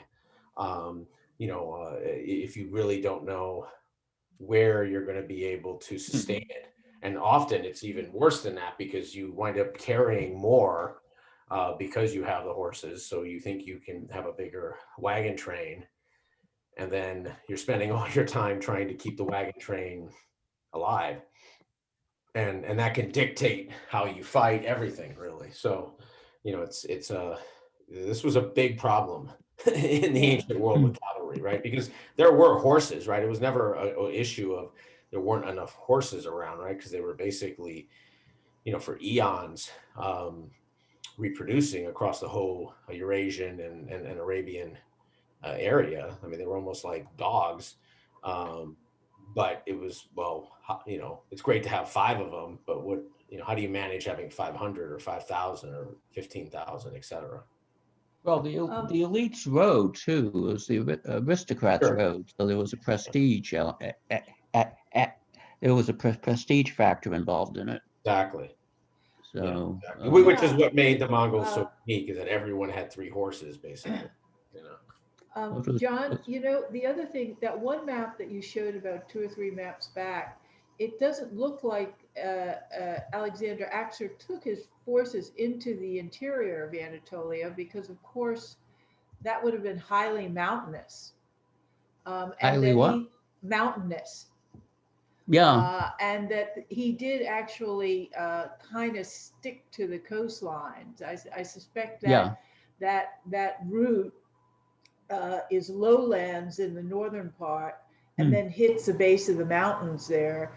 and then the mountains extend out almost to the coastline lower down. So presumably he could have been reprovisioned to some extent, over water. Yeah, he That's was. a great point. That's a great point. But at the same time, the Alexander's later strategy here of moving down the coast of Western Asia was to eliminate the possibility of Persian interference with naval operations. Yep. Yeah. Right. So he needed to understand that the Persians had no navy of their own. They used the Phoenicians and whoever, they controlled the Ionians for a while as well. So by doing what Alexander did, he basically just, basically gave himself a monopoly of naval power and destroyed this threat in his rear. Yeah, so there were a lot of good reasons to stick to that coastline route, because my understanding is, I've never been there, but that interior of what, of course, is now the Turkish landmass is just extremely mountainous. It's mixed. You have mountains and you have plateaus, so it's not just one big mountain. And in fact, where you see this line going, off the edge of the map on the right, there are these, these landmarks there. Like there's one called the Cylician Gates, which is where you can debouche, as they say, from inland Anatolia into Syria. You go through the Cylician Gates, and that's a strategic point. Xenophon went through the Cylician Gates. Romans later go through the Cylician Gates. So there are paths that you follow that make it possible for an army to traverse. Right, exactly, and these would be geographically determined. Yes. Topography is destiny. Somewhat. I mean, Alexander proved that you could overcome it. Ish. Ish. Yeah. I mean, he created a totally unwieldy empire, right? So for one generation, he was able to do that, but it was really very unsustainable. I mean, arguably, you could say that really Alexander had no good intention at all. He really had no plan Exactly of creating an empire at all. He was improvising all the way through. Well, and building on the strategic basis that was furnished by his father. Well, and also, in terms of cultural, I mean, I thought that he spread Greek culture all over the place. So, I mean, that's very important to me. Well, but it wasn't him as much as it was the actions of his successors that actually did that. It was his successors that needed to consolidate the territory that they were in. Right. They were the ones that started trying to import massive numbers of settlers from Greece and Macedonia, which is what actually created that transformation to a Hellenistic society. Alexander himself wasn't able to do it. He was too busy running from place to place trying to conquer it. And as I said before, he didn't really start settling soldiers until he got to the other side of the Tigris and realized that he had no hope of holding on to anything until he did it. But all of the idea of this, this Hellenistic empire is all in this west of the Tigris area. And it was mostly settled by the successors of Alexander, not by Alexander himself. Right, but if you take Alexander's out, do you think that the Hellenics will be all spread out the way it was? No. I mean, he opened up to that. Right. But he created a strategic problem for his successors to solve. And the way that they solved it was by first trying to get as many Greek settlers as they could to come from Greece to settle the areas that had been conquered by Alexander. It's called the second wave of colonization. Right. Yeah, I mean, so it's almost like there's three parts to this. there, and it's sort of how history sort of has this vantage point, right? So we wouldn't even be discussing this way if there wasn't this sort of let's call it Greekification across Eurasia, right? And then the second wave is sort of the aftermath of what Alexander the Great did, which was to sort of figure out how to try to manage or keep or sort of contain this massive colonial empire. And then the first wave was what he did. No. Specifically, the first wave of colonization was what happened in the 800s and 700s BC.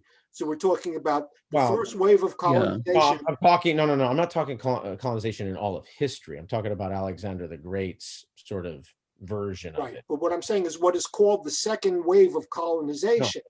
Okay, I'm not arguing of the Greeks into Alexander, the area conquered by Alexander. The first wave that they're talking about was the wave of colonization when the Greeks settled the coast of the Black Sea and the coasts of southern Italy and Sicily. No, I understand that, but if let's say he stopped at Ionia, just pretend like that was what he did, I don't think we would define sort of Greek Empire the same way, right? Of course, yes, absolutely. Turned over, constantly turning over empire from one empire to another. They would be more interesting because they had greater stories. They clearly were far more literate. They had a more absolutely modernized political and social architecture. So that would have made them, sort of permanently more interesting. Kind of like the Dutch are really interesting in Northern Europe, but most people can't tell you anything about the Kingdom of Sweden or like the Flemish Kingdom or whatever, right? Like they're just sort of there. And so I think that's what the Greeks would have been. But the fact that Alexander the Great sort of, he went he went as far as he thought he could go, I think then created this completely new definition of what a true empire was. And then all the cultural goods that come along with that, which then spent obviously, a millennium, because people keep studying it, right? And not just in the West, but people all over the world study it. I think the way to understand Alexander's empire is that he created a strategic problem, which had to be solved by his successors. And it was very, very expensive. To import these Greeks into this area. Well, it was unsustainable. Oh, it was sustainable. They kept it going for hundreds of years. Yeah. Okay, but in the end, so it's a question of were they able to keep a colonial extraction system occurring? Yes. Well, I don't want to jump ahead of my own presentation, but my presentation, which is called "What It Means to Be Greek," is all about that question of what happened when the wave of potential immigrants was cut off.